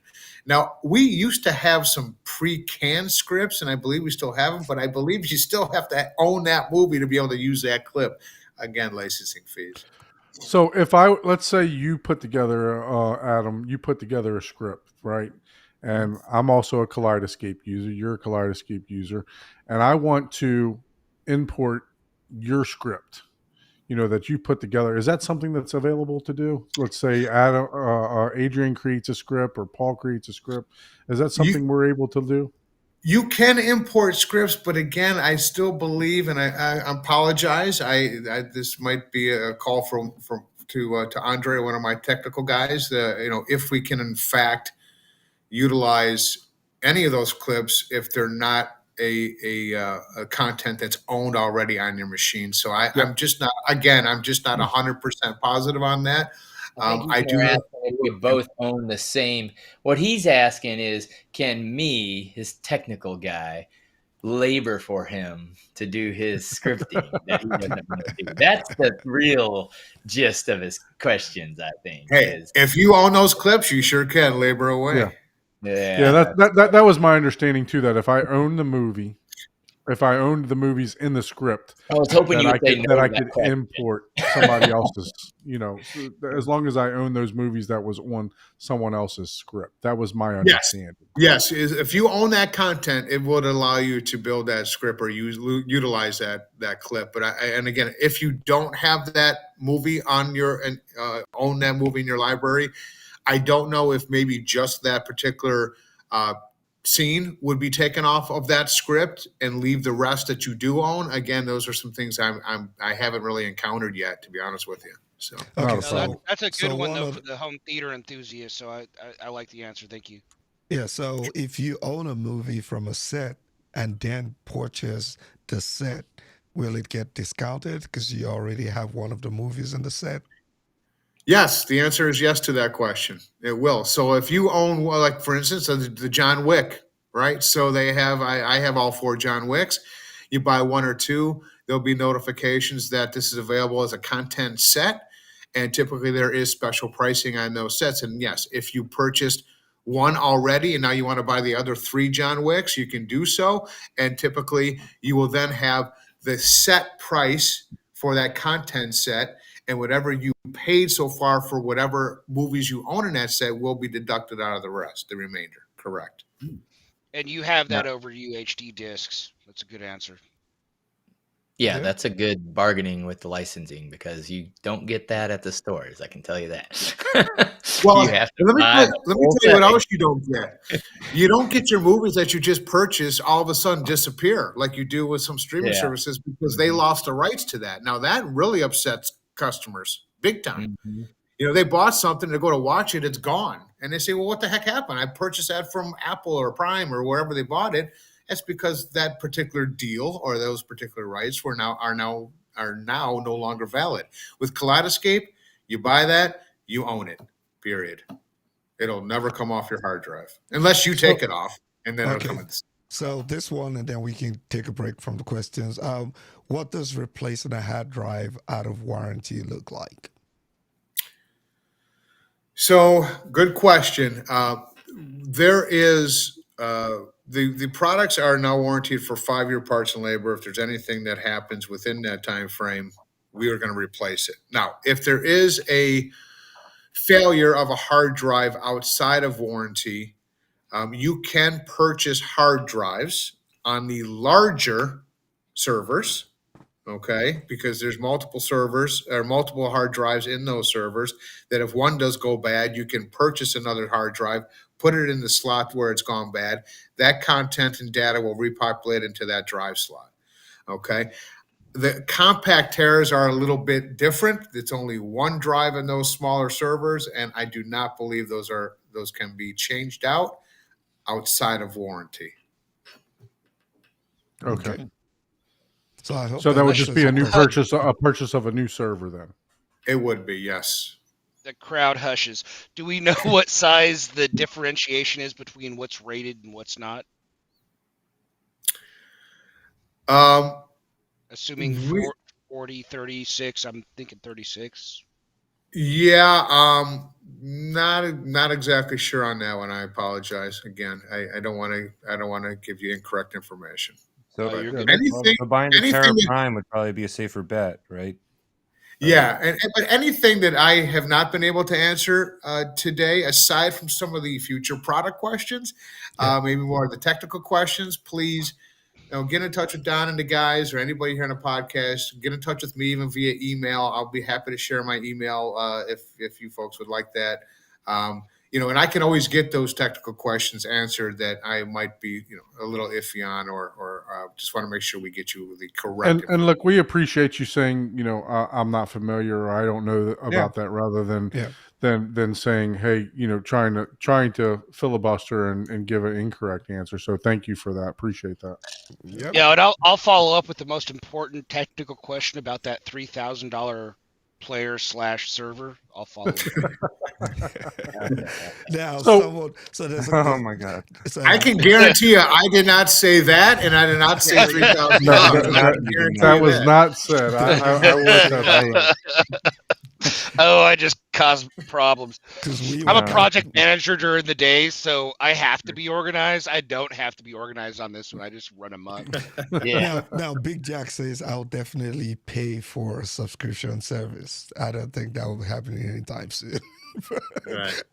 Okay. And so I think, obviously, I'm pretty sure that most of your viewers understand and know that there is no monthly service or subscription fee with Kaleidescape. It's simply you purchase the hardware and then you go ahead and purchase or rent all of your content through the store. There is no monthly service fee. So we have we finished that, all the questions in the chat so far? One or- last one that just came in, and then we can go back. So I think we 'Cause I have already a touched on this one.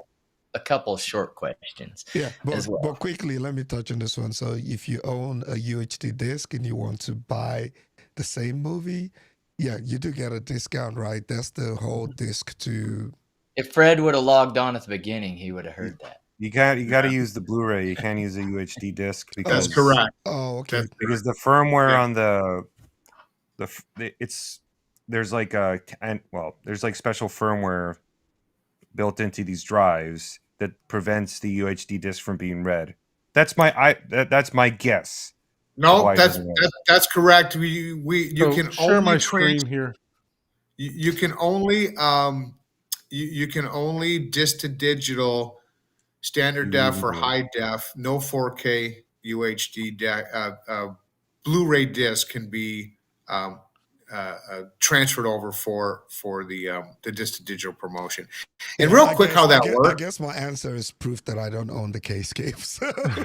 So Ike, go ahead and share my screen so that we can talk about this, because I think he's going to get into this. So Okay. this is movies that I've cataloged on my system. I haven't cataloged all of them, obviously, but these are just some that I've cataloged. You got the As important. you can- Basic got the leg crossing basic instinct, and look, I'm getting it at a low rate of $3.14. Right. For Wow. and so that is on in HD.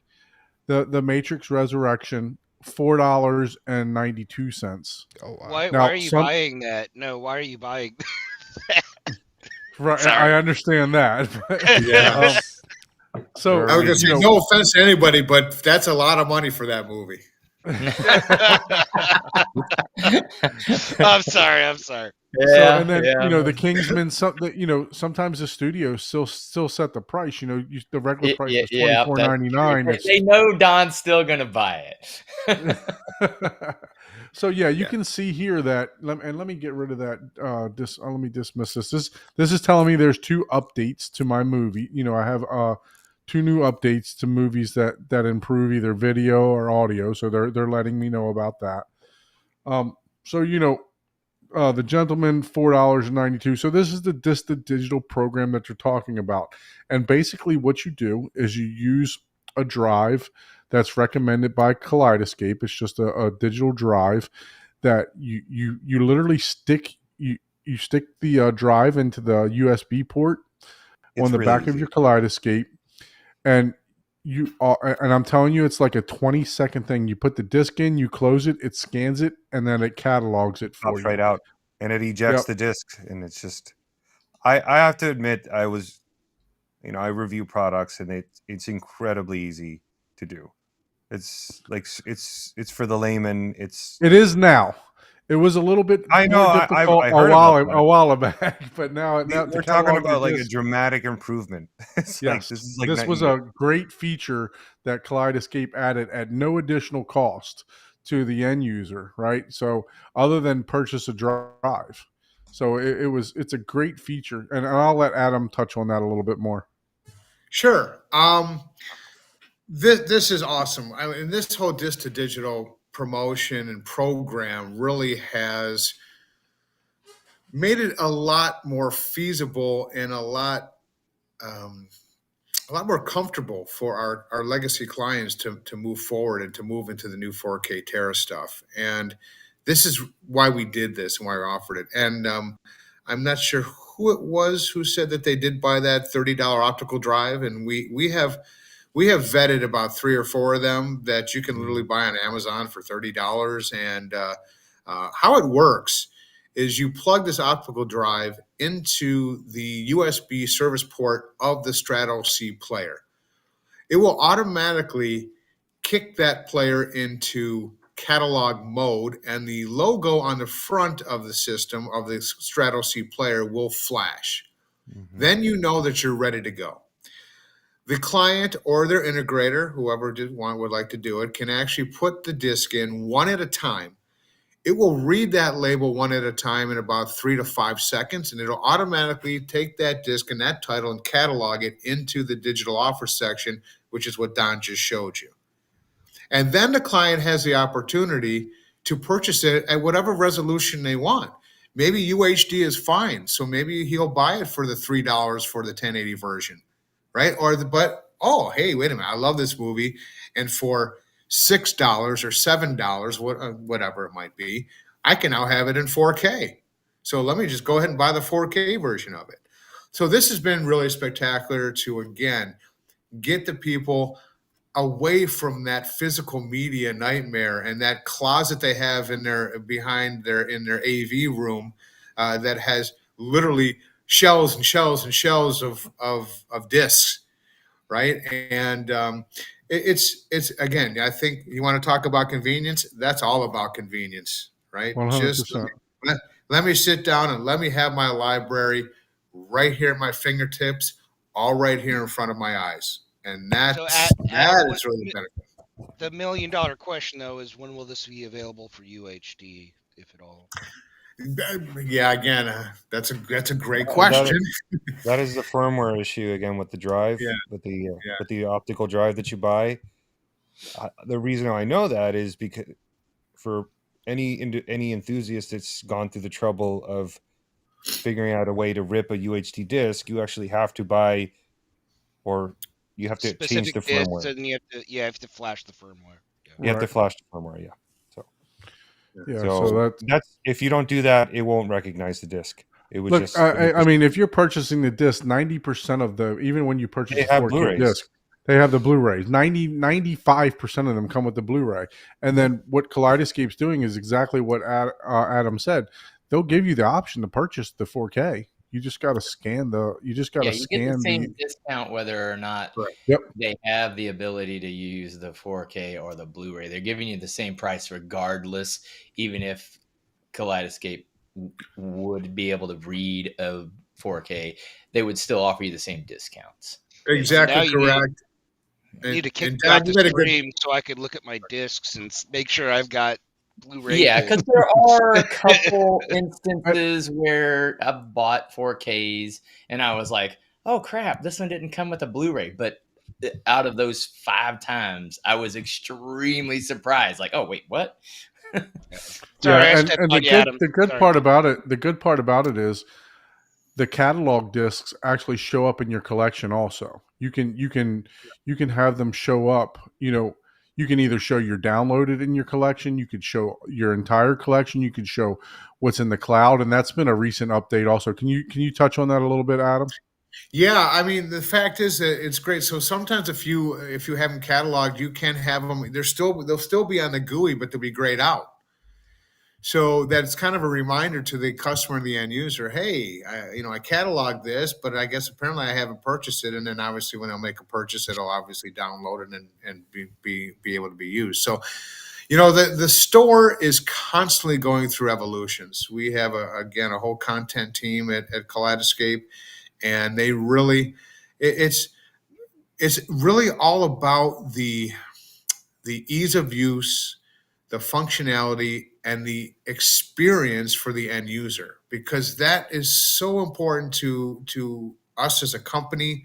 I know our CEO and our management, we want to provide the best possible experience to the customer. That's what we do. And so we are constantly going through evolutions. The store is constantly changing. Updates to the store are constantly happening.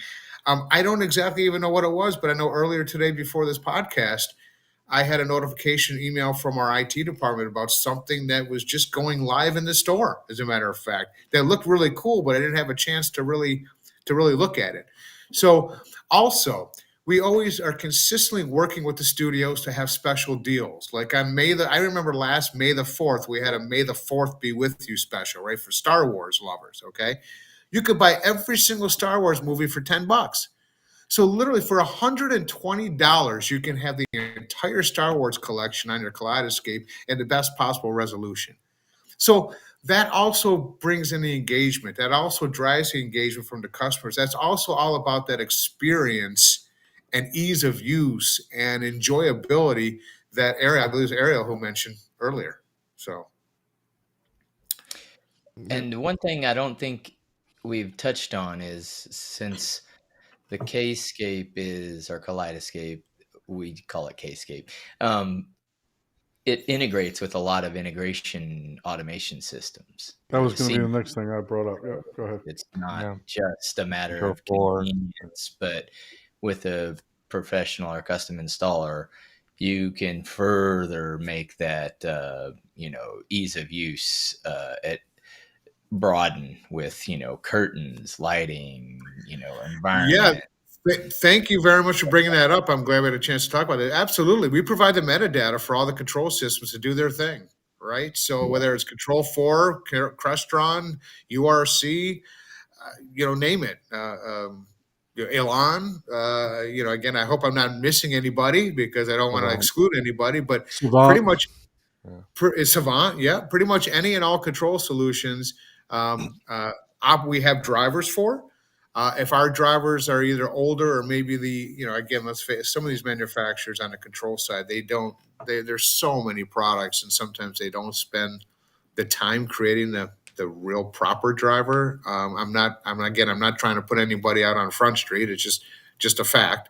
And I will say that the drivers you can purchase from a place like Chow Mein or Driver Central is awesome. And it gives you all the graphics and all the GUIs and all the cover art, like on a touch screen, which I have, which is pretty awesome to see the actual cover art on my 10-inch. Actually, well, I'll say I have a Control 4 touchscreen, so it's been great.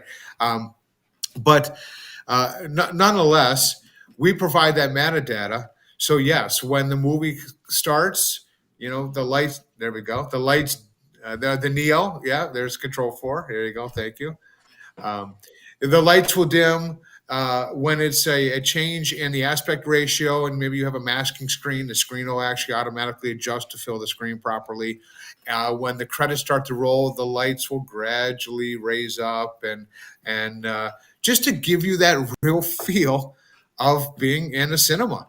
And so that's provided by the metadata that we pass through and we send to the control systems. But thank you so much for bringing it.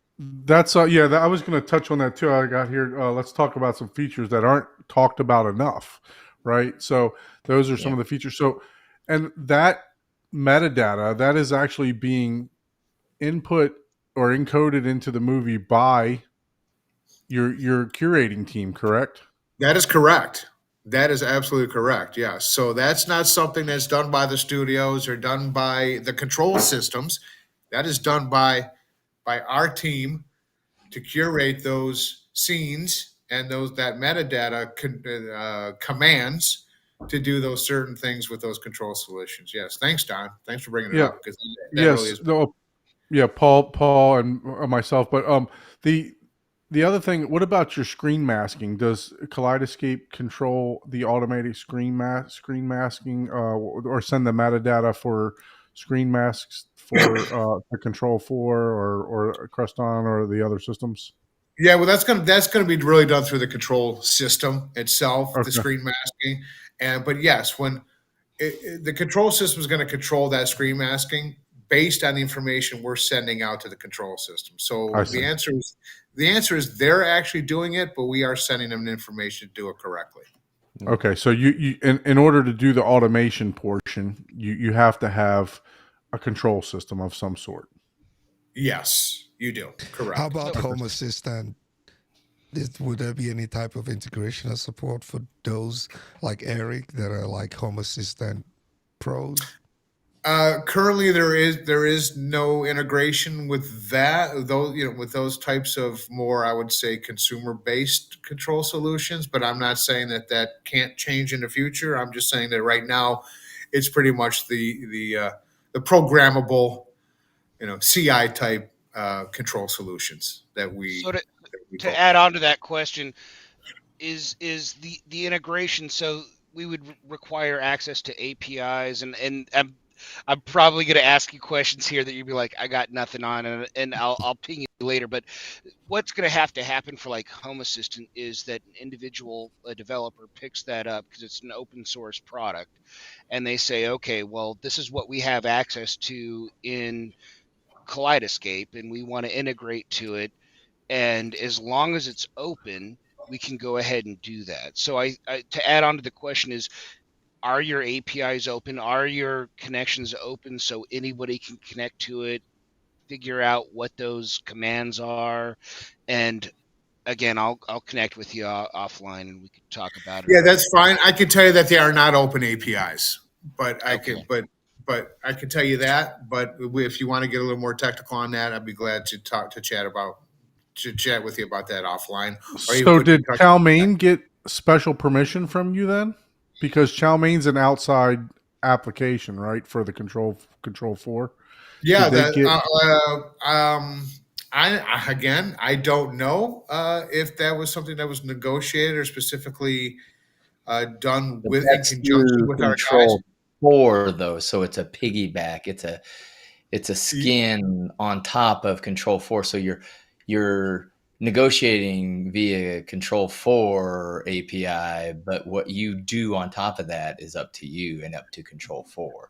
That's correct. So we're not. We really, if Chow Mein wants to do that and actually enhance that driver and the functionality, that's what they're doing, and then they're selling it at a very reasonable price. By the way, I mean Yeah, to it get. is. I mean, I don't know, and don't quote me, but I think it's $150 maybe for the driver from Chow Mein, and I think same price as maybe a Driver Central. And I will tell you that it's worth it. It's worth every Worth every penny. penny. It's actually enhanced my enjoyment of the Kaleidescape again, being able to see all the cover art on my 10-inch Control 4 touch panel. It's awesome. Yeah. It really is. So So Adam, I'm sorry, I'll shut up, but just one more follow up on HA. So if I wanted to develop on it, I keep doing this, y'all. I'm gonna The keep guy doing it. that starts every question with "I'll Oh shut yeah, up." I'll Like, shut you're up. not, I promise. not I will. saying that I will. again. I will shut up when you end this stream because I do want a Kaleidescape, but I'm a geek. So, is there a cost? I assume there's a cost to access the APIs, and that's the end result of Control 4 and Savant and the others getting access to those APIs. Is that an accurate statement? I would think that that would be an accurate statement, but that really has to do with I mean, you're talking about are we being charged, or are they being charged to integrate with Kaleidescape? Yes. Are they being charged to integrate with Kaleidescape, or is it just a matter of getting permissions to do so? It's permissions. We won't charge. We won't charge for that. We obviously want to work well with our partners and work well with the control solutions. So yeah, it's not a cost at all. It's not a cost at all. So we typically will send equipment or whatever to have them build the drivers depending on their control solution. Oh, I just heard I'm getting a free Kaleidescape, y'all. All right, I like that. Yeah, So we have a question from yeah, Oprah so Winfrey If here. that truly is your last question, I might see about getting you a free Kaleidescape. All right, I'm Well, taking wait a it minute, back, I gotta y'all. charge him something for that. okay, so Unless there's a you leave question. right now. So there's a question from Oprah Winfrey. Does the case give a Kaleidescape upscale the movies, color grade the movies? Is there any type of processing that the device does? I'm sorry. For some reason, I was a little bit low on the volume, but I'm trying to read Okay. in the feed here. Could you repeat that question, please? Yeah, so does the Kaleidescape upscale the movie or color grade the movie? Does it do any type of enhancement to the video quality? It does upscale if it's a 1080 movie or a lower resolution movie. It will upscale to output 4K to your 4K device. Yes. As far as color grading, that's not something that we do. We would do all of that on the front end when we're curating the Yeah. film. Okay. That I kind I of just goes have one along. question, but because I got to drop soon. Before. So I just wanted to confirm, you guys. I don't know if you know this. Are you using what codec do you use for 4K UHD movies? Is it HEVC, H.265, that kind of thing, or do you not sure? Not sure. Again, I'm not sure exactly what the codec would be or what And they're using on the technical side. And again, if that's something that we can divulge, I'd be happy to put you in touch or get that Well- question to my technical guys. But well, I don't because I don't there's know a the answer. if you're using so again if I just so if you do say it's higher bit rate, but if you're using H.264 to cheat, you'd probably, I'm assuming you are, but is there any plan on like potentially using a more advanced codec like AV1 or something to maybe even shrink down the size of the downloads while maintaining the same quality? Well, I know that's you guys certainly were talking. I'm sorry, I don't want to interrupt you. no, that's okay. That's a great point, and I will tell you that we have a really smart engineering crew at Kaleidescape, and they're always busy trying to enhance the product and make sure that we're in the forefront of the latest technology and the latest capability. So, with that all being said, yes, we always want to make sure that we're doing everything we possibly can to decrease the download times. We would love for all of the movies to be downloaded in 3 to 4 to 5 minutes, no matter what you're using, and what product you're using from Kaleidescape. So, I'm going to have to say that yes, I know that we do have a new motherboard in the Terra Prime that Kaleidescape is manufacturing. It wasn't something that was, I would just say, purchased to our specs. And we also had just recently upgraded the processing chip in the Kaleidescape to again enhance and make the download speeds, the download times less and the download speeds faster. And that's all. We're always doing that kind of stuff, right? We are always trying to innovate, and we're always trying to make sure that we have the latest and greatest in the technology and the chipset and everything. Ultimately, always comes down to the same thing. We want to give the best possible experience to the customer. So, yes, I can definitely see them moving forward, enhancing, and always continuing to use the latest product to make sure we have the quickest download time available. I mean, obviously, we're never going to be as quick as streaming because we're not streaming. So, Yeah. but thanks for the question. Thank you. Good question. And again, No if you problem. want to get a little more technical on it, feel free to contact me after the podcast. Well, and I think the basis of that is the difference in ripping technology, and goes back to the convenience, right? Kaleidescape is much more convenient, but it's always going to be behind because you have to make sure you're providing the best stable product that you possibly can for your customers. Well, one Right. thing that I can say, because I still rip my discs that I purchase, is I can actually download a movie faster with the new Prime servers than I can rip a disc. right? Oh, Because 100%. it's 45 minutes, sometimes a little bit, almost an hour, to rip a disc. Just depending on even with my new Mac that I got with 36 cores or whatever it's got, it's still taking 40 minutes to rip the disc, and that's because the optical drive can only read so fast, right? Yeah. So, you know, the experience with the Kaleidescape is still a better experience for me. Not to mention the fact that when I do rip a disc, not all the time does it just work, right? Sometimes I have to, as Adam said, clean the disc, get the little film off of it. Sometimes I have to use a different drive, because my one drive's not reading it, and in a lot of cases, I'll have to switch from Make MKV to DVD Fab to burn it as an ISO. So now I've wasted an hour and a half to 2 hours trying to rip one disc when I could have already watched the movie, right? with Yeah. Kaleidescape. We're Yeah. 100% in the same place. We're 100% So in the same place. But if we're ripping, I didn't pay $20,000 for Kaleidescape, right? And so that's where I go back to, we're paying for convenience. We're 100% paying for convenience. And you're right. It it is convenient. It's just gonna Uh, work. And it's I gonna will be the tell you best one thing that's not product. ever mentioned. Kaleidescape is the only product in my rack that works. I hit the power button and excuse my language, it fucking comes on and it works. Okay. Damn.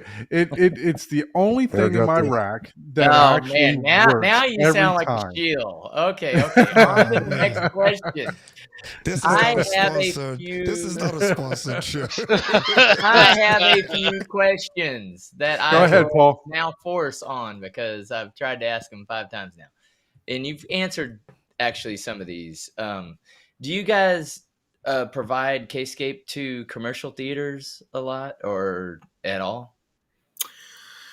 Great question. So recently, Yeah. you all are in the know and in the industry. We have announced that Kaleidescape is has an entry into the actual movie theaters. Now, let me explain exactly what we're doing. Okay. What we're doing, and this was actually a big project by our COO, Priscilla Morgan, and her team, who worked very hard and very diligently in arriving to this situation. Now, many theaters right now are looking for various revenue streams, other ways to make money. We know this, that again, and of course, there hasn't been a whole lot of blockbusters coming out of Hollywood lately. I think Writer strike. that's Yeah, what I'm we're saying. behind. I think that's gonna change now that the strike is over and these guys have been back to work for a while. We're hoping that's going to change. However, with that being said, I think these theaters are really looking for other revenue streams. Now, what this would be the theaters that are already doing this. They rent out their theaters for private engagements, right? So these are private engagements that have a private audience, and they're able to pick content and pick movies from a Kaleidescape system. Absolutely, Okay. this is brand Okay. new. That's Now, what I was like, the licensing, but you answered my question. It's a yeah, private yeah, events only. Okay. private Okay. event. Okay. So, okay. We are not the mechanism for first run movies being displayed through a Kaleidescape system, in a first run movie theater, right? Or a first run movie. I think that would be awesome if we were, but I'm sure there's probably a whole lot more negotiating that's already taken place. Yeah. Yeah. With, You're with that all paying being $100,000 for What about first a run movie. movies? Or is there any chance to so, getting paying $100 and getting a first run movie? so honestly, Maybe 200? I think honestly for Kaleidescape, we're just not a big enough company to have the first runs the day and date. It's extremely expensive. It's an Yeah. extremely large investment by whatever service wants to bring you those first run movies. And Kaleidescape, we'll bring it to you really quick. We're just not Yeah. going to bring it to you that day that it's out Yeah. because it's just honestly, it's just too expensive. I would like to go back to the commercial cinema thing if I would, real quick. Sure. Yeah, go ahead. I had So- another question kind of next to that piggyback that one, but go ahead. Okay, great, no problem. Listen, we're here all night. It feels like anyway, so we'll see what happens. The idea is also, I think, if a movie theater or a chain or a company, they want to have a specific movie night, like bring back a particular genre. Maybe again they want to do a Star Wars themed evening in this particular theater, right? In theater 12 and 14. They will now have the mechanism to bring up that content and display it through using the Kaleidescape as a source. Yes. So what's great for us, great for our integrators, and great, quite frankly, for the end users is, yes, that is the same product that's being used in a commercial movie theater that you can use in your home cinema. So And they that would was get the actually- mezzanine file. That was my follow-on question, because my local cinema, because they're hurting for content, right? They're doing nights of Lord of the Rings and Back to the Future and all the different ones. So that was my question. So now I'm going to have to harass my local cinemas to see if they have a Kscape, and if they don't, I'm going to give them Yeah. their email address. Please, And you please just do. lost your Please free do. Give them my Kscape email by address. asking a question. I will be glad to send them to that division. I know people who can handle that for sure. Paul, I hope I didn't step on your fire on that No, question. no, not at all. Not No, at all. I so was Paul, like, what you else guys you are have? asking all these amateur questions. Let me get to the real questions. I love you, brother. I love you, I'm man. like, man, do a little research. But that was really my big question, and like you said, in the know, and the walls talk, I guess. The other question I had, which isn't really, it's more of a, when you do like a commercial cinema versus a home cinema, like a Barco or a Christie projector is extremely, bright, or some of the even higher ends above that. Does the Kscape in that scenario in a commercial cinema, does it have the capability, or will it tone map? Because a Barco, even though it's amazing for what it does, it's not even going to come close to a consumer level JVC in like black levels. So you have to, in some way, tone map to still bring back those dark scenes in those giant, 50-foot screens. Or do you still just rely on the commercial cinemas, extra video processing for that? So that's a good question. And again, I'm not there during the setup, but I do know that the commercial projectors, no, they're not like obviously the consumer or residential type CI projectors, but they are extremely powerful, extremely technically advanced, and there are video processing already either built into that projector, or they have external processors that will take care of some of that tonal issues. Cool. And this question got added. Do you, or would it be a good idea to provide an option to buy an extended warranty for something like a Strato C that expired? That's a great question. And I will tell you that when I first came to the company 4 years ago, there was a 3-year parts and labor warranty on the products. And again, that was it. After 3 years, there was no warranty on the product. But you were able to buy an additional 2-year warranty for an additional price. And the price certainly depended on the cost of the server and the cost of the product. So as our CEO and our management started looking at, I guess, the numbers and our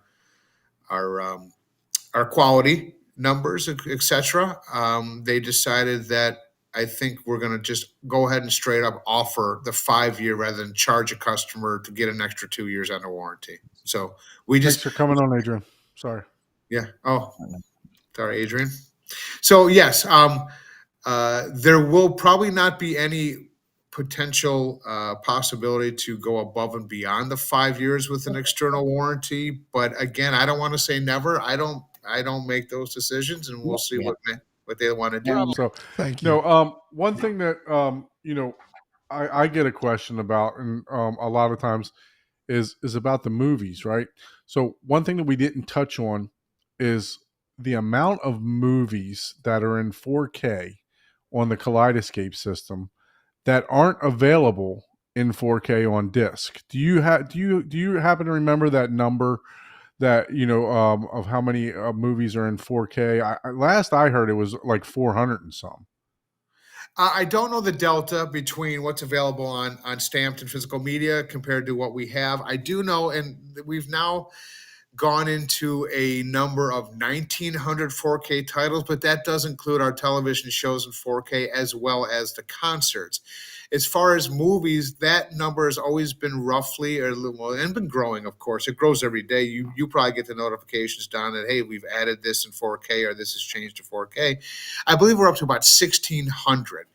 I think if you did a count to what is available in 4K on physical media, I think it's somewhere around 1,200. So I believe your 400 delta number is correct or very close.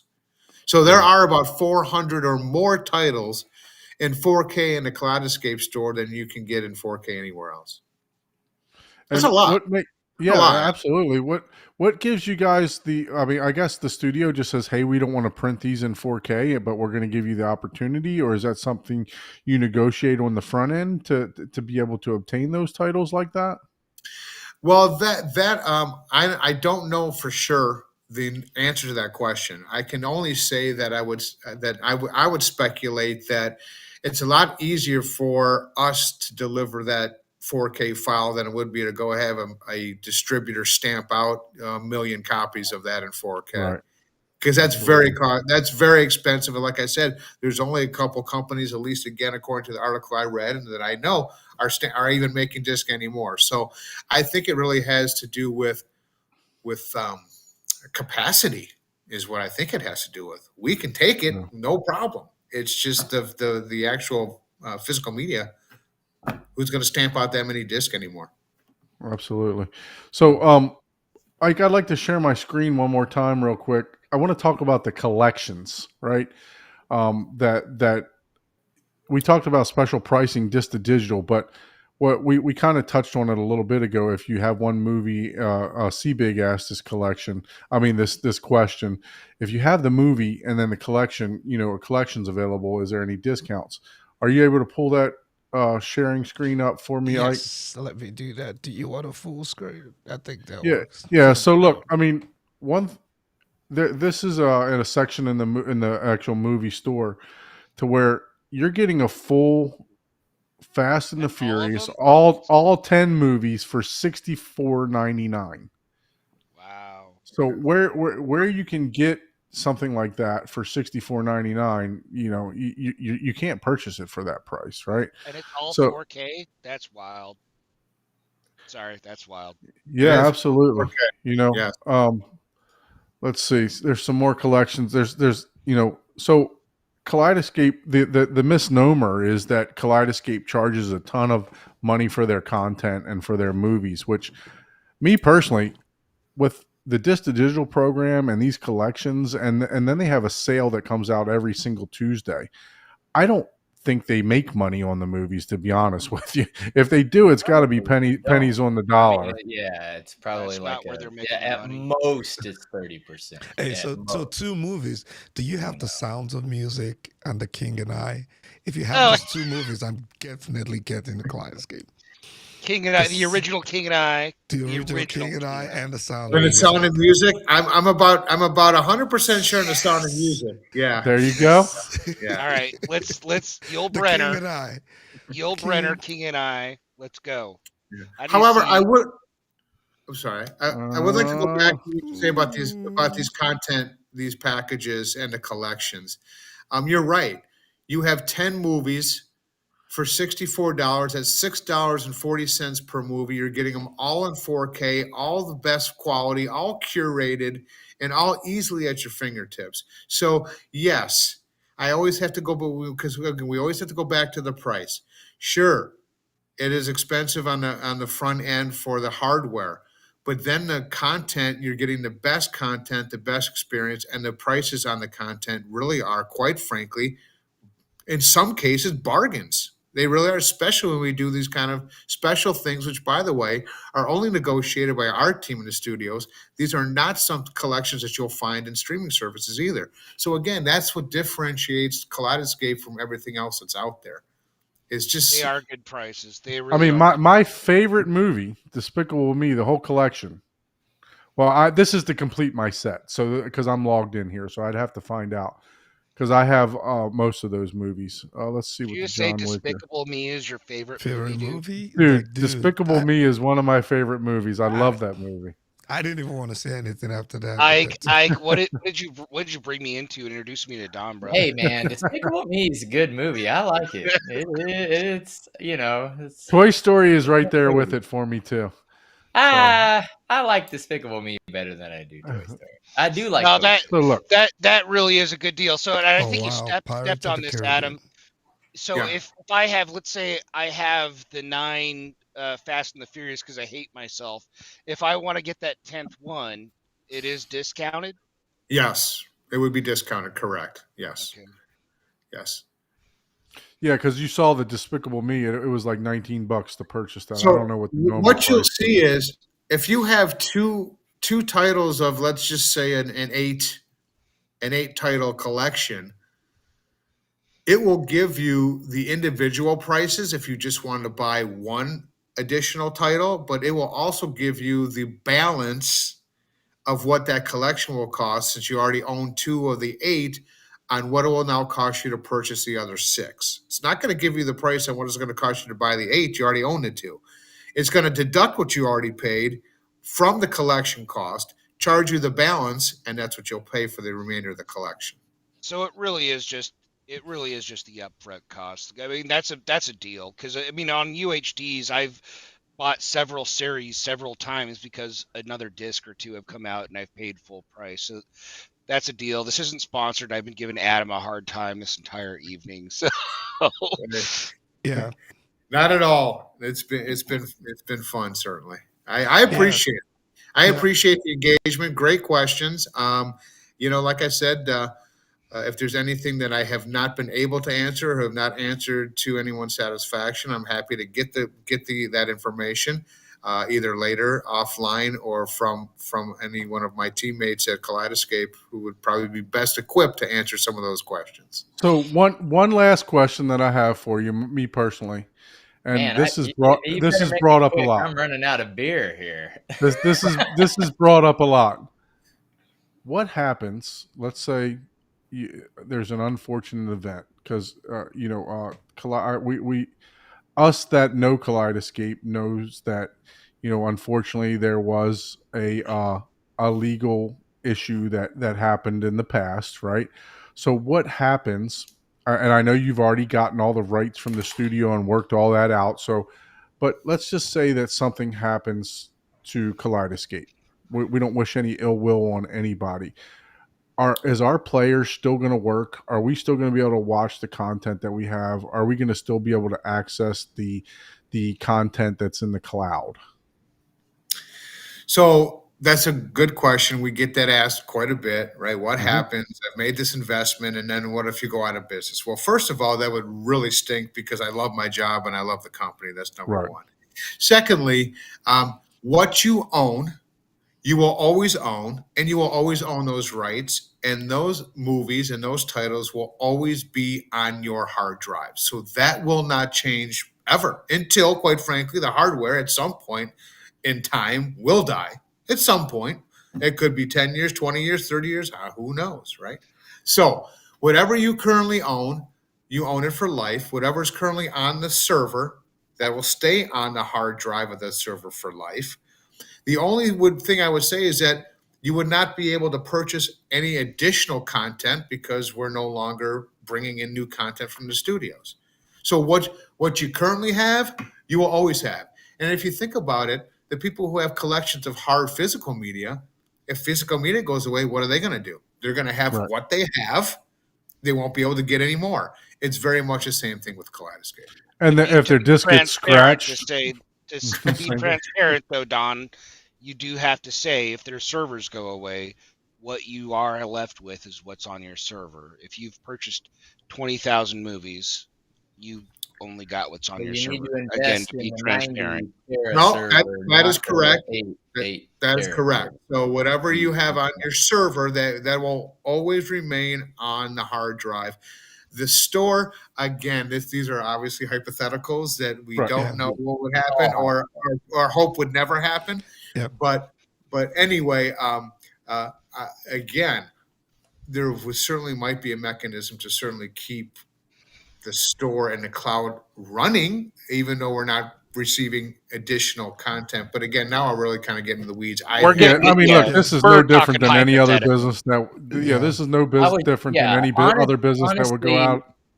I Right. was hoping with the venture into theater and stuff and having them, there's a lot more theaters buying $10,000 or $50,000 players for, with maintenance and stuff that would probably need to be included, that it would possibly be able to lower the price of some of the smaller entry levels, not by much, but to the average consumers, because supply and demand is a thing. If you're selling, if you go from selling 100,000 a year to, $1 million a year, you're like, oh yeah, well, we'll sell these cheap ones to these consumers. So we don't even care about them.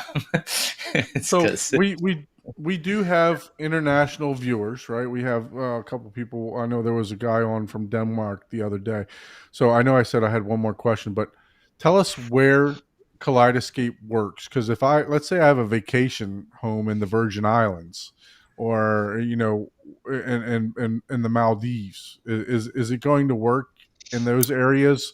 Unless I mean, I know there's a workaround, right? You can get a VPN, but VPN. I don't think that's an option for Kscape. But So Right. talk to your local here's where tech. I'd be glad to answer this. Here's where we currently have deals with the studios, and we operate. We operate in the United States, Canada, and the UK. That is Okay. where we have stores. That is where we operate. That is where we do business. Now, we are always, I'm sure, looking to expand our footprint. I believe there is another European country that we have just got set up with. I'm not going to announce that here, but we're continuing to expand our international presence. Don't forget, our marine division is a humongous part of our business. We do a lot of yachts, luxury motor coaches, and of course, private jets. We are also in several of those types of installations. Now, if a client has a home here in Florida, and he also has a home, let's say, in a Costa Rica. I don't know. I'm just throwing it Right. out there. And he has two servers. Is he able to bring that server that he's already loaded his American purchase content on or U.S. purchase content on, and take the server back and plug it into his TV in Costa Rica? I mean, I'm sure he could. Could he purchase movies from the internet connection to Costa Rica? He could not. Okay. So So Adam, only what's that- on your The hard correct drive. question would So- be: Kaleidescape is licensed to play in In this certain region. geographies. Yeah. Beyond That is that, So you let know. me just, I just That's want to correct. dogpile only because of the fact that I'm an admin on a home theater Discord channel. It's got a few thousand people, most of which are a good percentage of which are in Australia. Kscape was in Australia. Do you happen to know if there's any work to get it back? Because I know their copyright licenses changed at some point, or is there somebody I could ask if it's in the works? Did you say Australia? Australia, yes, sir. Australia. Again, I can't get ahead of my skis here, but again, I do know that we're working with some other European countries, and I can't confirm nor deny that Australia would be one of those countries. Okay. Okay. Very good. Thank you. Yes. Ike, you have any further questions? Or are there any other questions in the chat that we can have? Or No, I'm going to just say that was my last question. That yeah. was 100% my last question. Well, No, look, but Adam, we Well, definitely you didn't get a appreciate free you. Kaleidescape, I'll tell you that. I knew it. I knew it wasn't going to happen. I Hey, tell I you, dropped. I you dropped. guys. Don made me get back on. I dropped. Don made me get back on. Yeah, but I think one You, last you, comment. you guys told me, hey, Adam, a half hour, you can drop off, no problem. Yeah, so just one last comment. No more questions, but Big Jack says thanks for answering the tough questions, and I think you've done a really great job at doing that. I think sometimes a lot of all the conversations around the Kscape is all about, you know, if you don't have one, then you're missing out on the world. But it's good that you have provided some clarity, and hopefully, this would help a lot of people. People like Paul and Eric that are on the line, and myself, to take that leap of faith and pick up one and try it and get to experience it. It sounds like a really great device that will help enhance home theater experience for those who can afford it.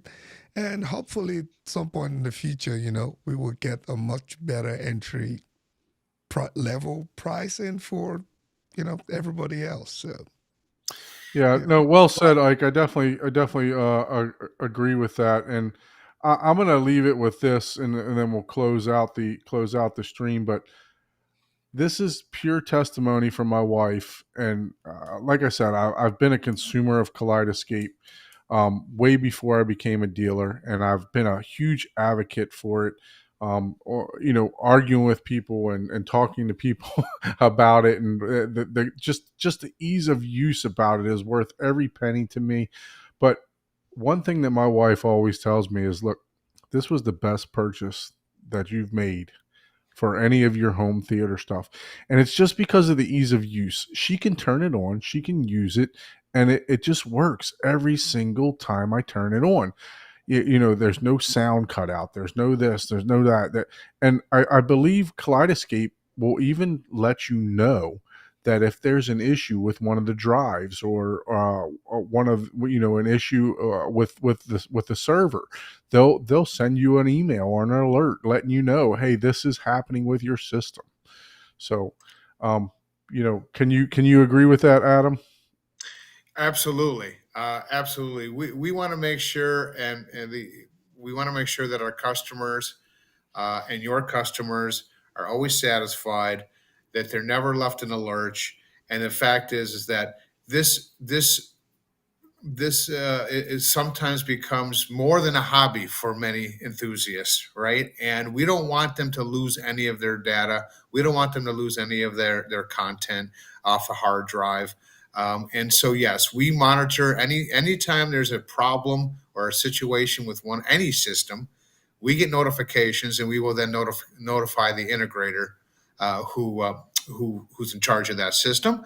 If we can't get in touch with the integrator, we will notify the client directly to make sure they get in touch with an integrator to ensure the consistent usage of their system. So yeah, it really is all about the experience, not only from sitting in front of it, but also on the back end too. There's so much that goes on and goes behind a Kaleidescape system and what we bring to the clients and to the industry. So Well, thank you so much, Adam, for joining. Hang on here. We're going to talk in the green room after this. But Yeah. listen, everyone, thank you guys for joining. We had a great audience, great questions tonight. Thank you so much. If you'd like to be a guest on the Home Theater Hub, please shoot us an email at hometheaterhublive@gmail.com.